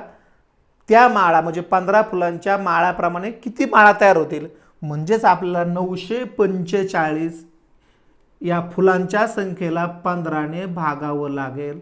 मग आपण भागूयात 15 1 15 15 6 90. आता या ठिकाणी खाली 4 उरलेले आहेत 45 होतील 15 त्रिक 45 म्हणजे खऱ्या ज्या माळा आहेत त्या 63 माळा तयार होतील आणि म्हणून साठी या प्रश्नाचं उत्तर पर्याय क्रमांक 2 असे येईल. आता आपण पुढील प्रश्न सोडूयात. प्रश्न पहिल्यांदा वाचू आपण. प्रश्न असा आहे मीराजवळ 10 रुपये 20 रुपये आणि 50 रुपयाच्या काही नोटा आहेत. 20 रुपयाच्या नोटांची संख्या 10 रुपयाच्या नोटांच्या संख्येच्या निमपट आहेत. जर तिच्याकडे 10 रुपयाच्या 6 नोटा असतील आणि एकूण रक्कम 720 रुपये असेल तर 50 रुपयाच्या नोटा किती असा आपला प्रश्न दिलेला आहे. आता आपण पहिल्यांदा नोटांचे प्रकार पाहूयात. 10 रुपयाच्या नोटा आहेत त्याच्यानंतर 20 रुपयाच्या नोटा आहेत आणि त्याच्यानंतर 50 रुपयाच्या नोटा आहेत. आपल्याला एकूण जी नोटांची संख्या दिलेली आहे ती 10 रुपयाच्या नोटांची संख्या दिलेली आहे. 10 रुपयाच्या ज्या नोटा आहेत त्या या ठिकाणी दिलेल्या 6 नोटा आहेत 6 नोटा. आता आपल्याला 10 रुपयाच्या नोटा आणि 20 रुपयाच्या नोटांच्या मध्ये संबंध काय दिलेला आहे तर 20 रुपयाच्या नोटांची संख्या 10 रुपयाच्या नोटांच्या संख्येच्या निमपट आहे म्हणजे 20 रुपयाच्या जे नोटा आहेत त्या 3 नोटा होतील आणि आपल्याला विचारलेलं आहे की 50 रुपयाच्या नोटा किती असा प्रश्न विचारलेला आहे. आता 10 रुपयाच्या नोटांच्या पासून तयार होणारी रक्कम शोधूयात. या ठिकाणी आपण रक्कम सहज शोधू शकतो. 6 नोटा म्हणजे 60 रुपये. 20 रुपयाच्या 3 नोटा आहेत म्हणजे ती जी रक्कम आहे रक्कम 20 रुपयाच्या नोटांची तीही 60 रुपये होईल कारण 20 त्रिक 60 रुपये होतील आणि एकूण जी रक्कम आहे आता याची बनलेली 10 रुपयाच्या आणि 20 रुपयाच्या नोटापासून तयार झालेली रक्कम आहे ती 120 रुपये आहे. आता तिच्याकडे जी रक्कम आहे ती एकूण 720 रुपये आहेत आणि 720 रुपयातून आपण जर 120 रुपये वजा केले तर आपल्याला उरलेली जी रक्कम आहे ती जी रक्कम आहे ती 600 रुपये मिळेल आणि 600 रुपये म्हणजेच याच्यामध्ये सर्व नोटा या 50 रुपयाच्या असतील. म्हणजे या 600ला ज्यावेळेस आपण 50ने भागूयात त्यावेळेस आपल्याला 50 रुपयांच्या नोटांची संख्या मिळणार आहे आणि मग आपण हा भागाकार करू. 0 जाईल 5 1 5 12 म्हणजे 60 म्हणजे 12 उत्तर येईल.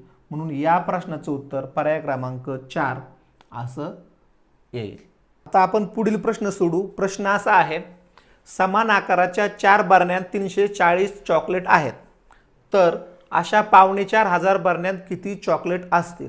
आता या ठिकाणी समान आकाराच्या 4 बरण्यातील चॉकलेटांची संख्या दिलेली आहे, म्हणजे आपल्या प्रत्येक बरणीतील चॉकलेटांची संख्या शोधावी लागेल. यासाठी आपल्याला 340 भागिले 4 करावे लागतील, म्हणजे प्रत्येक बरणीतील चॉकलेटांची संख्या आपल्याला मिळेल. मग हा भाग देऊ.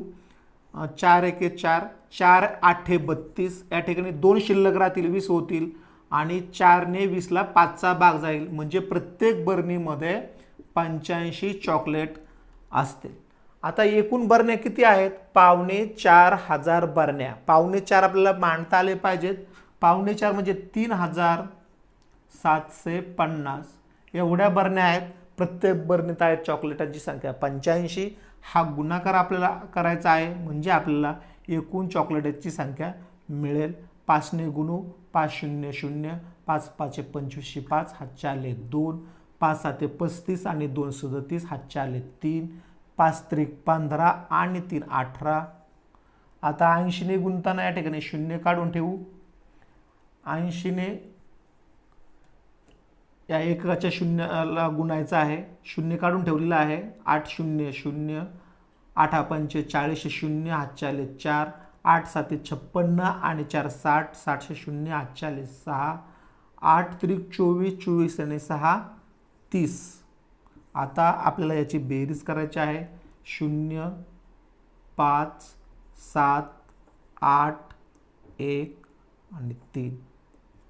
3,18,750 इतके चॉकलेट आपल्याला 4,500 बरण्यांमध्ये असतील आणि म्हणूनसाठी या प्रश्नाचं उत्तर पर्याय क्रमांक 1 असे येईल. आता आपण पुढील प्रश्न सोडू. प्रश्न वाचूयात. पहिल्यांदा 45 रुपये किलो दराने प्रत्येकी 25 किलो वजनाच्या 4.5 गोणी तांदूळ विकला तर किती रुपये मिळतील. तर गुणाकाराच्या क्रियेवर आधारित हा प्रश्न आहे. पहिल्यांदा एका गोणीची आपण किंमत शोधूयात. एका गोणीमध्ये 25 किलो तांदूळ आहे आणि एका किलो तांदूळाची किंमत 45 रुपये आहे. 45 गुणिले 25 करू, म्हणजे आपल्याला एका गोणीची किंमत मिळेल. 25 5 125, 5 हातच्या आले 12, 25 चोक 100 आणि 12 जे होतील ते 112 होतील, म्हणजे 1,125 रुपये ही एका गोणीची किंमत होईल. 1,125 एका गोणीची किंमत. आपल्याला गोणी विकलेल्या आहेत 4.5 म्हणजे 475. याला गुणिले 475 करूयात. या गुणाकाराचं जे उत्तर येईल ते आपल्या या प्रश्नाचं उत्तर असणार आहे. गुणाकार करू. 5 गुणिले 5 25, हातच्या आले 2, 5 दुने 10 आणि 2 12, 2 हातच्या आले 1, 5 एके 5 आणि 1 6 आणि 5 एके 5. आता एककाच्या स्थानी असलेल्या 5चा गुणाकार केला आपण. आता हा जो 7 आहे दशकाच्या स्थानी, त्याने गुणाकार करू. त्यासाठी आपल्याला इथं दशकाचे एक 0 ठेवूयात. 7 5 35, हातच्या आले 3, 7 दुने 14, 14 आणि 3 17, हातच्या आले 1, 7 एके 7 आणि हातचे 1 8 आणि 7 एके 7. आता आपल्याला शतकाच्या स्थानी जे 4 आहेत त्याने गुणायचं आहे, म्हणून त्याचे 2 0 या ठिकाणी काढून ठेवू आपण आणि 4 ने गुणूयात. 4 5 20, हातच्या आले 2, 4 दुने 8 आणि 2 10 10, 0 हातच्या आले 1, 4 एके 4 आणि 1 5 आणि 4 एके 4. आता आपल्याला याची बेरीज करायची आहे. आपण बेरीज करूयात. या ठिकाणी 5, इथे 7, 7 आणि 7 13, 3 हातच्या आले 1, 8 आणि 5 13 आणि 1 14, 4 हातच्या आले 1, 7 आणि 5 12 आणि 1 13, 3 हातच्या आले 1, 4 आणि 1 5. अशा पद्धतीने आपल्याला 5,34,375 हे उत्तर येईल आणि हे उत्तर पर्याय क्रमांक 2 मध्ये आपल्याला पाहायला मिळते. आता आपण पुढील प्रश्न सोडूयात. प्रश्न असा आहे, 32 मुलांची एक रांग याप्रमाणे 50 रांगा तयार होतात. जर 10 रांगा कमी करून ती सर्व मुले रांगेत उभी करायची असल्यास प्रत्येक रांगेतील मुलांची संख्या किती. तर आपल्याला पहिल्यांदा एकूण मुले जी आहेत ती शोधावी लागतील. आणि एकूण मुलांची संख्या होईल 32 गुणिले 50 रांगा आहेत। याप्रमाणे मुलांची संख्या होईल। आता हे उदाहरण आपल्याला अत्यंत सोप्या पद्धतीने सोडवता येईल। हा गुणाकार करून पुन्हा 40ने भागण्यापेक्षा मुलांची जी संख्या आहे ती एवढी होईल आणि 10 रांगा कमी करायच्या, म्हणजे आता रांगांची संख्या 50 आहे, 10 रांगा कमी केल्या म्हणजे रांगांची संख्या होईल 40। आणि हे उदाहरण आपलं सोडवलं तर आपल्याला आपलं उत्तर मिळणार आहे। म्हणून हा भागाकार आपण करूयात। या ठिकाणी 4ने भाग जाईल, 4 एके 4, 4 8 32 आणि 8 गुणिले 5 40। अशा पद्धतीने आपलं या प्रश्नाचं उत्तर पर्याय क्रमांक 3 असे येईल। आता आपण पुढील प्रश्न सोडू। प्रश्न असा आहे, 480 मुलांपैकी 16 मुलांची एक रांग अशा 20 रांगा केल्या।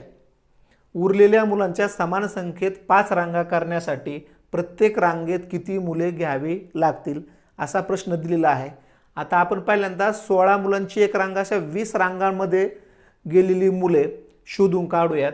एकूण जी मुलं होती आपली ती 480, 20 रांगामधले मुलं शोधूयात। 20 गुणिले 16 बरोबर 16 शून्य शून्याने 16 दुने 32, 320 मुले ही 20 रांगांमध्ये जातील।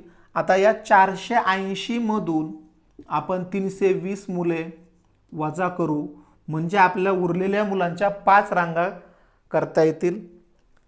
याची जी वजाबाकी आहे ती येईल 160 आणि 160 मुले आता शिल्लक राहिलेले आहेत। या 160 मुलांच्या आपल्याला 5 रांगा करायच्या आहेत। याचाच अर्थ 160 भागिले 5 आपल्याला हे उत्तर काढायचं आहे। 5 एके 5, 5 त्रिक 15, एक शिल्लक राहतील, पुढचा 0 10 होतील आणि 5 दुने 10 म्हणजे याचं उत्तर येईल 32। म्हणजे आपलं या प्रश्नाचं उत्तर पर्याय क्रमांक 2 असं येईल। आता आपण पुढील प्रश्न सोडूयात।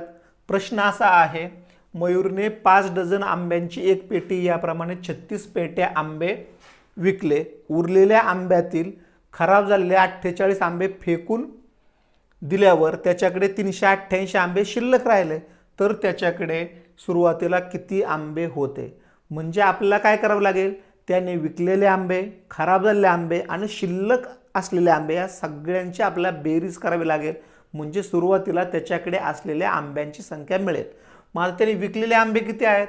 5 डझन आंब्याची एक पेटी याप्रमाणे 36 पेट्या आंबे विकले। आता 5 डझन आंब्याची एक पेटी म्हणजे 12 गुणिले 5 अशा प्रमाणे एका पेटीमध्ये 60 आंबे होते आणि अशा 36 पेट्या आंबे विकलेले आहेत। म्हणजेच आपल्याला काय करावं लागेल, 36 गुणिले 60 हा गुणाकार करावा लागेल, म्हणजे आपल्याला एकूण विकलेले आंबे मिळतील। हा 0 इथे काढून ठेवू, 6 6 36, 6 4 3 आणि 6 त्रिक 18 आणि 3 21 म्हणजे 2160 आंबे त्याने विकले। आता त्याचे जे खराब झालेले आंबे आहेत ते आहेत 48 आंबे खराब झाले। आता उरलेले जे आंबे आहेत ते आहेत 388। आपण या ठिकाणी 388 व्यवस्थित मांडून घेऊयात। हे शिल्लक आंबे आहेत।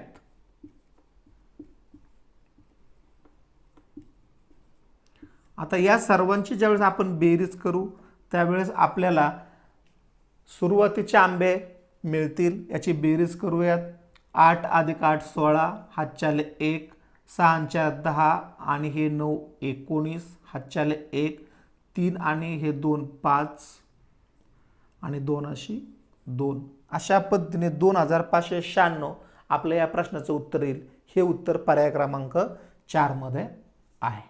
आता आपण पुढील प्रश्न सोडूयात। प्रश्न असा आहे, 73 दशकांतून 20 एकक वजा करून त्यात किती दशक मिळविले असता उत्तर 8 शतक येईल? तर आता या प्रश्नाप्रमाणे आपण उत्तर शोधण्याचा प्रयत्न करूयात। 73 दशकातून 20 एकक वजा करूयात।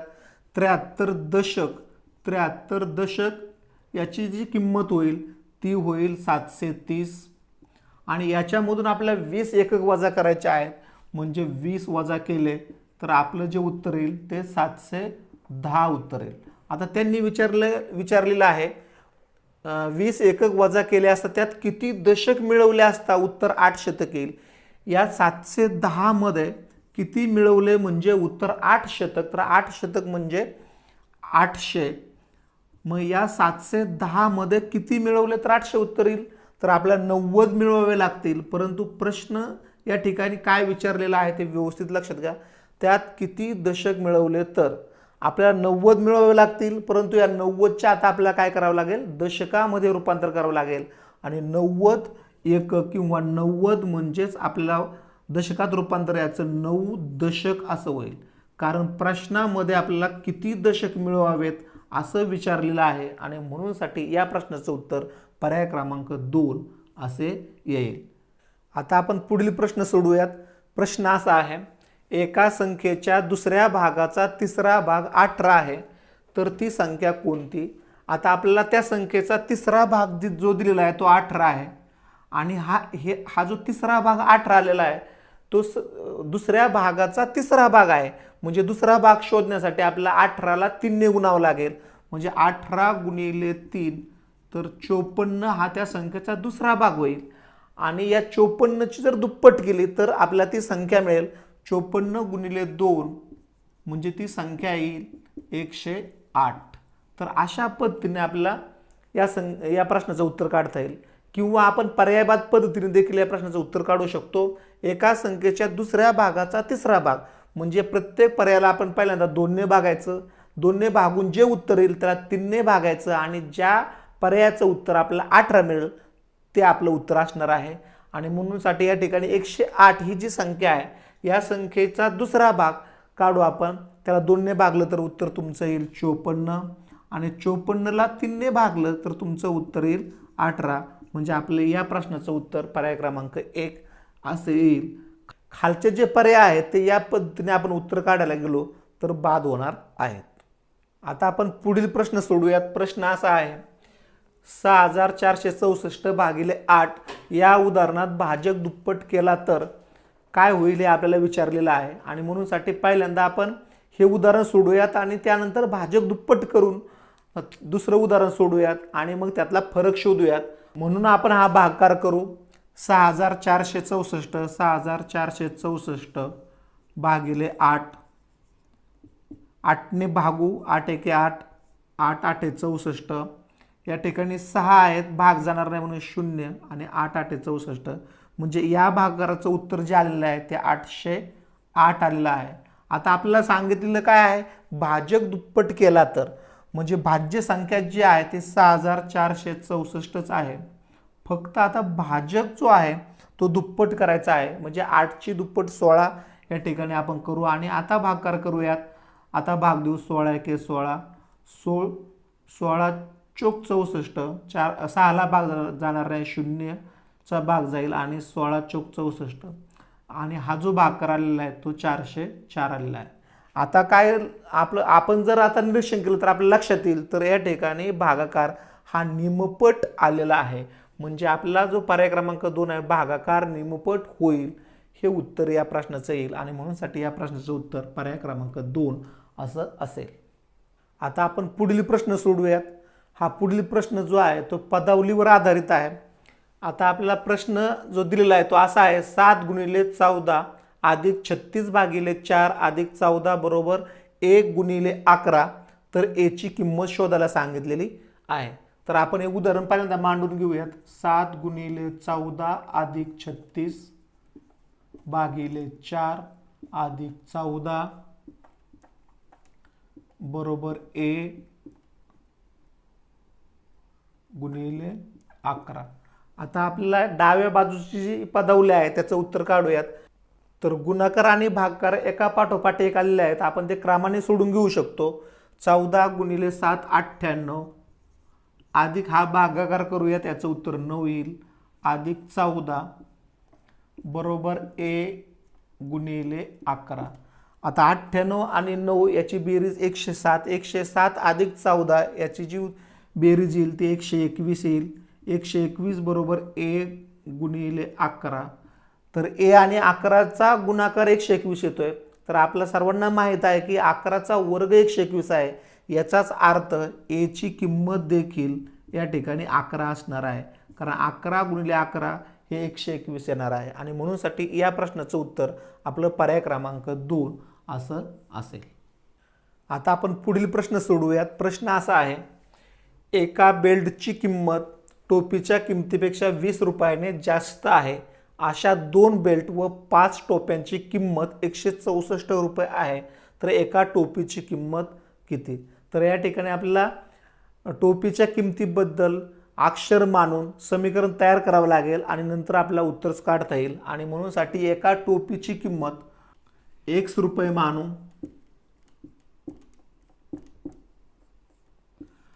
मग आता टोपीच्या किमतीवरून आपण बेल्टची किंमत शोधू शकतो. बेल्टची किंमत ही टोपीपेक्षा 12 रुपयाने जास्त आहे, म्हणजे बेल्टची किंमत बरोबर x अधिक 12 अशी होईल. आता उदाहरणात आपल्याला सांगितलेलं आहे 2 बेल्ट आणि 5 टोप्यांची किंमत 164 आहे. आता उदाहरणात दिलेल्या माहितीवरून आपल्याला 2 बेल्ट आणि 5 टोप्यांची किंमत 164 रुपये दिलेली आहे, त्यावरून समीकरण मांडू. 2 बेल्टची जी किंमत आहे ती x अधिक 12 म्हणजे 2 बेल्ट आणि एका बेल्टची किंमत आहे x अधिक 12. आणि आपल्याला पुढे विचारलेलं आहे 5 टोप्यांची किंमत, तर 5 टोप्यांची जी किंमत येईल ते 5x अशी येईल आणि ही एकूण जी किंमत आहे ती 164 रुपये आहे. आता हा गुणाकार करू. 2x अधिक 24 अधिक 5x बरोबर 164. आता आपल्याला या ठिकाणी अक्षराचा भाग एकत्र करून त्याची बेरीज करावी लागेल. 2x आणि 5x याची बेरीज 7x होईल. 7x अधिक 24 बरोबर 164. आता या ठिकाणी 24 जे आहेत डाव्या बाजूला ते बेरजेच्या स्वरूपामध्ये आहेत, पक्षांतर करून ते उजव्या बाजूला वजा होतील, म्हणूनसाठी उत्तर येईल आपलं 7x बरोबर 164 वजा 24. 7x बरोबर 164 वजा 24 याचं उत्तर येईल 140. आता आपल्याला x ची किंमत शोधायची आहे, तर या ठिकाणी 7 हे डाव्या बाजूला गुणाकाराच्या स्वरूपात आहे, ते उजव्या बाजूला जाऊन 140 ला भागिले होतील आणि म्हणूनसाठी आपण x बरोबर 140 भागिले 7 पक्षांतर पद्धतीने ते उजव्या बाजूला विरुद्ध क्रिया करतील. हा भागाकार करूयात. 7 1 7 20 7 ते 140 आणि म्हणूनसाठी x बरोबर 20 रुपये. आपल्याला आपण टोपीची किंमत x मानलेली आहे आणि एका टोपीची किंमत आपण शोधून काढलेली आहे, ती आहे 20 रुपये. म्हणूनसाठी या प्रश्नाचं उत्तर पर्याय क्रमांक 3. आता आपण पदावलीवर आधारित पुढील एक प्रश्न सोडूयात. खालील पदावलीत चौकटीत क्रमाने कोणती योग्य चिन्हे येतील असा प्रश्न विचारलेला आहे. आता हा प्रश्न सोडवताना आपल्याला पर्यायबाद पद्धतीने जावं लागेल. एका पर्यायातील सर्व चिन्ह क्रमाने त्या चौकटीमध्ये टाकून योग्य पर्याय कोणता बसतो हे पाहावं लागेल आणि म्हणूनसाठी आपण पर्याय क्रमांक 1 घेऊयात. पर्याय क्रमांक 1 मध्ये सुरुवातीला बेरीज, त्याच्यानंतर वजाबाकी, त्यानंतर भागाकार आणि शेवटी बरोबरचं चिन्ह आहे. तर या ठिकाणी आपल्याला पहिली जी क्रिया करावी लागेल ती भागाकाराची क्रिया करावी लागेल आणि भागाकाराची क्रिया 3/6 ही होऊ शकत नाहीये आणि म्हणूनसाठी पहिला पर्याय बाद होईल. आता आपण पर्याय क्रमांक 2 कडे जाऊयात. पर्याय क्रमांक 2 मध्ये आपल्याला जे चिन्हे दिलेले आहेत ते वजा, त्याच्यानंतर भागाकाराचं चिन्ह आहे, त्यानंतर गुणाकाराचं चिन्ह आहे आणि त्यानंतर समानतेचं चिन्ह आहे. तर पहिल्यांदा आपल्याला या ठिकाणी भागाकाराची क्रिया करावी लागेल आणि नंतर गुणाकाराची क्रिया करावी लागेल. म्हणजे 30 वजा 12 भागिले 3 याचं उत्तर 4 येईल. 4 गुणिले 6 याचं उत्तर पुढे 32 यायला हवं. 6 गुणिले 4 याचं उत्तर जे 24 येईल. 30 वजा 24 याचं उत्तर 32 येत नाही आणि म्हणूनसाठी पर्याय क्रमांक 2 देखील बाद होईल. आता आपण पुढे पर्याय क्रमांक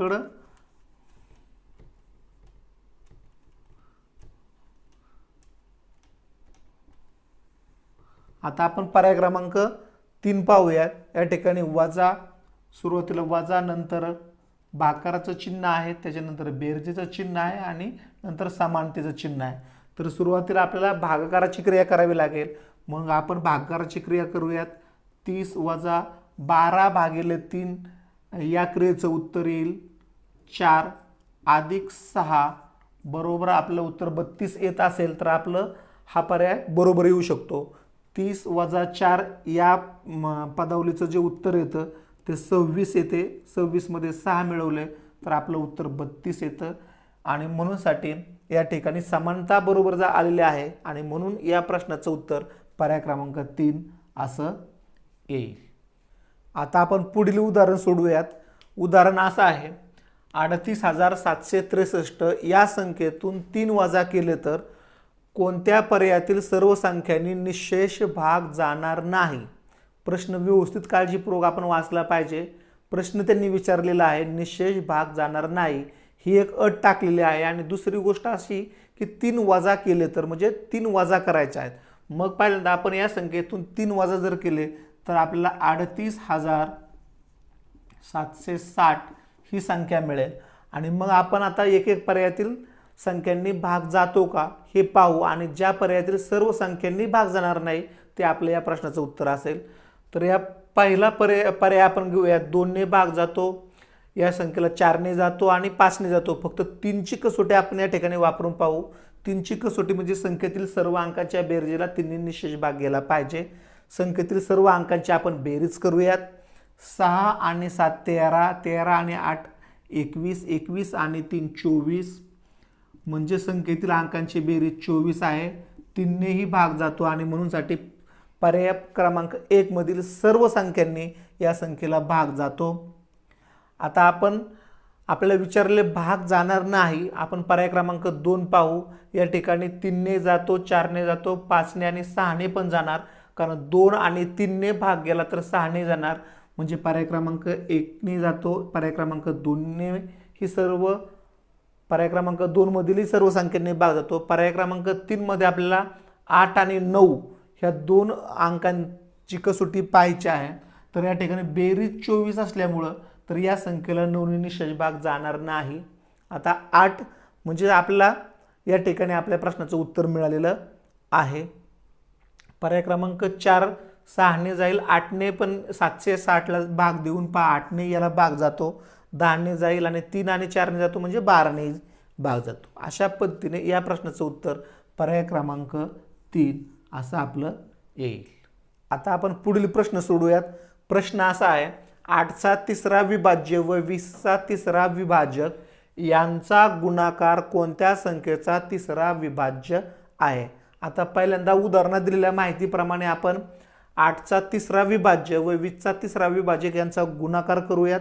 8चा तिसरा विभाज्य म्हणजे 8 ने भाग जाणारे क्रमाने तिसरी संख्या म्हणजे 8 गुणिले 3 बरोबर 24 हा 8चा तिसरा विभाज्य होईल. आता 20चा तिसरा विभाजक म्हणजे 20ला क्रमाने भाग जाणारी तिसरी संख्या, 20ला भाग जाणारी म्हणजे 20चे विभाजक आपण शोधूयात. पहिला विभाजक 1, कारण कोणत्या संख्येचा पहिला विभाजक हा 1 असतो. दुसरा विभाजक 2 येईल आणि तिसरा विभाजक 4 येईल. आता या ठिकाणी तिसरा जो विभाजक आहे तो 4 आहे. 24 गुणिले 4. तर अशा प्रकारे 8चा तिसरा विभाज्य 24 आणि 20चा तिसरा विभाजक 4 यांचा गुणाकार आपण करूया. 24 गुणिले 4 हे 96 होतील आणि 96 ही संख्या कोणत्या संख्येचा तिसरा विभाज्य आहे असं आपल्याला विचारलेलं आहे. म्हणजे 96ला आपल्याला 3 ने भागावं लागेल आणि हा भागाकार करू आपण. 3 त्रिक 9 आणि 3 दुने 6 तर 32 असं आपल्या या प्रश्नाचं उत्तर येईल आणि म्हणूनसाठी पर्याय क्रमांक 2 हे आपलं उत्तर असेल. आता आपण पुढील प्रश्न सोडूयात. प्रश्न असा आहे, P बरोबर 4, Q बरोबर 4 गुणिले 2, R बरोबर 4 भागिले 2 तर Q गुणिले R भागिले P याचं उत्तर काय असेल. तर आपण पहिल्यांदा ही जी अक्षरं दिलेली आहेत याच्या किमती काढूयात. P ची जी किंमत आहे ती 4 या ठिकाणी दिलेली आहे. Q ची जी किंमत आहे ती 4 गुणिले 2 म्हणजे 8 होईल आणि R ची जी किंमत आहे ही 4 भागिले 2 म्हणजे 2 होईल. आता या किमती आपण पदावलीमध्ये टाकूयात आणि मग उत्तर काढूयात. क्यूची जी किंमत आहे ती 8 गुणिले आरची जी किंमत आहे ती 2 भागिले पीची जी किंमत आहे ती 4. आता आपण ही पदावली सोडूयात. 8 गुणिले 2 16 16 भागिले 4 याचं जे उत्तर येईल ते येईल 4. 4 उत्तर आलेलं आहे, परंतु पर्यायामध्ये आपल्याला ही अक्षर दिलेली आहेत. तर 4 ही किंमत कोणत्या अक्षराची आहे, तर ती पीची आहे आणि म्हणूनसाठी या प्रश्नाचं उत्तर पर्याय क्रमांक 1 असे येईल.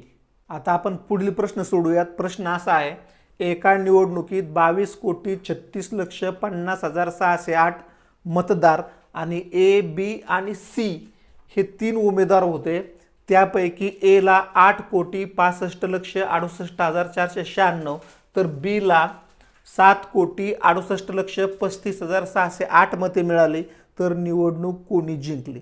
तर निवडणूक कोणी जिंकली हे शोधण्यासाठी आपल्याला सर्वात जास्त मते कोणाला मिळाली हे शोधून काढावं लागेल. आपल्याला या ठिकाणी एची मते दिलेली आहेत.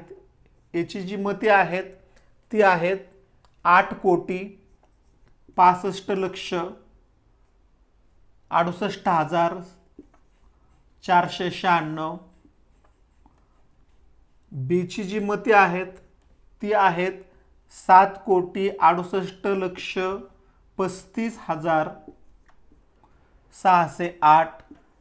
या दोघांची बेरीज करून आपल्याला एकूण मतांमधून ही बेरीज वजा केली तर आपल्याला सीची मते मिळतील. म्हणून आपण याची बेरीज करूयात. 8 आणि 6 14, हातच्याले 1, 9 1 10 0, हातच्याले 1, 6 4 10 11, हातच्याले 1, 8 आणि 5 13 आणि 1 14 4, हातच्याले 1, 6 आणि 3 9 1 10 10 0, हातच्याले 1, 8 आणि 5 13 आणि 1 14 4, हातच्याले 1, 6 आणि 6 12 आणि 1 13 3, हातच्याले 1, 8 आणि 7 15 आणि 1 16. तर या दोघांची मिळून मते 16,34,04,104 अशी मते मिळालेली आहेत. आता आपण सीची मते शोधूयात आणि म्हणूनसाठी एकूण जी मते आहेत 22,36,50,608 या एकूण मतातून आपण या ए आणि बीची मते वजा करूयात. 16,34,04,104 म्हणजे आपल्याला सीची मते मिळतील. आता या ठिकाणी वजा करू. 8 मधून 4 गेले 4, 0 0, 6 मधून 1 गेले 5.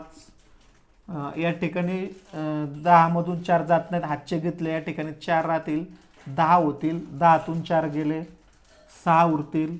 4तून 0 गेले 4, 6तून 4 गेले 2, 3 मधून 3 गेले 0. या ठिकाणी 12 मधून 6 गेले 6 आणि या ठिकाणी 1 मधून 1 गेले 0. अशा पद्धतीने 6,02,46,504 मते सीला मिळालेली आहेत. तर आपल्याला या ठिकाणी सहज लक्षात येईल एची 8 कोटीच्या पुढे आहेत, बीची 7 कोटीच्या पुढे आहेत आणि सीची 6 कोटीच्या पुढे आहेत. तर सर्वात जास्त मते निरीक्षणावरून आपल्या लक्षात येईल की सर्वात जास्त मते एला मिळालेली आहेत आणि म्हणूनसाठी ही निवडणूक एने जिंकली असं याचं उत्तर येईल आणि म्हणूनसाठी या प्रश्नाचं उत्तर पर्याय क्रमांक 1 असे येईल. आता आपण पुढील प्रश्न सोडूयात. प्रश्न असा आहे, 13 शतक गुणिले 5 दशक भागिले 20 दशक बरोबर किती. तर 13 शतक म्हणजे 1300 गुणिले 5 दशक म्हणजे 50 आणि याला भागिले 20 दशक म्हणजे 200. आता हे उदाहरण आपण सोडूयात. या ठिकाणी हे 2 शून्य कट करू, 2 ने भाग देऊ, याला 25चा भाग जाईल. आता 25 गुणिले 13 हा गुणाकार करू. 25 त्रिक 75 से 5 हातच्याले 7, 25 एके 25 आणि 7 32 म्हणजे 325 एकक हे याचं उत्तर येईल आणि म्हणूनसाठी या प्रश्नाचं उत्तर पर्याय क्रमांक 4 असं असेल. आता आपण पुढील प्रश्न पाहू. प्रश्न असा आहे, 80,600 मधून कोणती संख्या वजा केल्यास 91ने निशेष भाग जाईल. तर या उदाहरणातल्या आपल्याला बाकी शोधायची आहे, कारण भाज्यातून बाकी जर वजा केली तर उरलेल्या संख्येला भाजकाने भाग जातो आणि म्हणूनसाठी आपण 80,600 या संख्येला 91 ने भाग देऊ। या ठिकाणी 9 आहेत आणि या ठिकाणी 80 आहेत। याचाच अर्थ आपल्याला लक्षात घ्या की 91 ने या ठिकाणी 8चा भाग जाईल। 91 गुणिले 8 हा गुणाकार आपण करू। 8 एके 8, 8 नव्वे 72, 728 होतात आणि ते 806 आहेत तर भाग जाऊ शकतो 8चा। तर 8चा भाग देऊ आपण। 728 याच्यामधून वजा करूयात। 16 मधून 6 मधून 8 वजा होत नाही, हातचे घेतले इकडून तर इथे 7 राहतील, इथे 9 राहतील आणि या ठिकाणी 16, 16तून 8 गेले 8, 9तून 2 गेले, या ठिकाणी 7 राहतील आणि 7 मधून 7 गेले 0। आता पुढचा जो 0 आहे तो या ठिकाणी घेऊयात तर 780 होता ते, या ठिकाणी 728 आहेत म्हणजे पुन्हा 8चा भाग जाणार आहे। तर 91 8 728। आता ही वजाबाकी आपण करूयात। या ठिकाणी 0तून 8 जात नाही, तिकडून हातचे घेऊ, 10 होतील, 10तून 8 गेले, या ठिकाणी 2 राहतील, इथे 7 आहेत, 7 मधून 2 गेले 5 राहतील, या ठिकाणी 7 मधून 7 गेले 0 राहतील। आता शेवटचा 0 या ठिकाणी आहे तर या ठिकाणी 9 आणि इथे 52 आहे तर या ठिकाणी आपल्याला 5चा भाग जाऊ शकतो म्हणून 91 गुणिले 5 करू। 5 एके 5 आणि 5 नव्वे 45 तर 455 होतात, भाग जाऊ शकतो। मग 5चा भाग दिला 91 गुणिले 5 455। आता ही वजाबाकी आपण करूयात। 10तून 5 गेले, 5 शिल्लक राहिले, या ठिकाणी 1 आहेत, 1 मधून 5 जात नाहीत, हातचे घेतले, 11तून 5 गेले 6 आणि 4 मधून 4 गेले 0 तर बाकी 65 उरलेले आहे आणि भाजकापेक्षा बाकी कमी आहे म्हणजे आपलं भागाकाराचं उत्तर बरोबर आहे। तर या संख्येतून 80,600 मधून 65 जर कमी केले तर आपल्याला 91 ने भाग जाणार आहे आणि म्हणूनसाठी या प्रश्नाचं उत्तर पर्याय क्रमांक 4 असे येईल। आता आपल्या प्रश्नपत्रिकेतला सर्वात शेवटचा प्रश्न आपण पाहूयात। प्रश्न असा आहे 2 भागिले 2 अधिक 2 गुणिले 2 वजा 2 या पदावलीचं उत्तर काय येईल। मग आपण ही पदावली सोडवण्याचा प्रयत्न करूयात। पहिल्यांदा आपल्याला भागाकाराची क्रिया करावी लागेल, नंतर गुणाकाराची क्रिया करावी लागेल। मग हा जो भागाकार आहे 2 भागिले 2 याचं उत्तर 1 येईल। 1 अधिक 2 गुणिले 2 याचं जे उत्तर येईल ते 4 येईल वजा 2। आता बेरीज करावी लागेल, 4 अधिक 1 5 उत्तर येईल, 5 वजा 2 तर 5 वजा 2चं उत्तर 3 येईल आणि म्हणूनसाठी या प्रश्नाचं उत्तर पर्याय क्रमांक 1 असं येईल।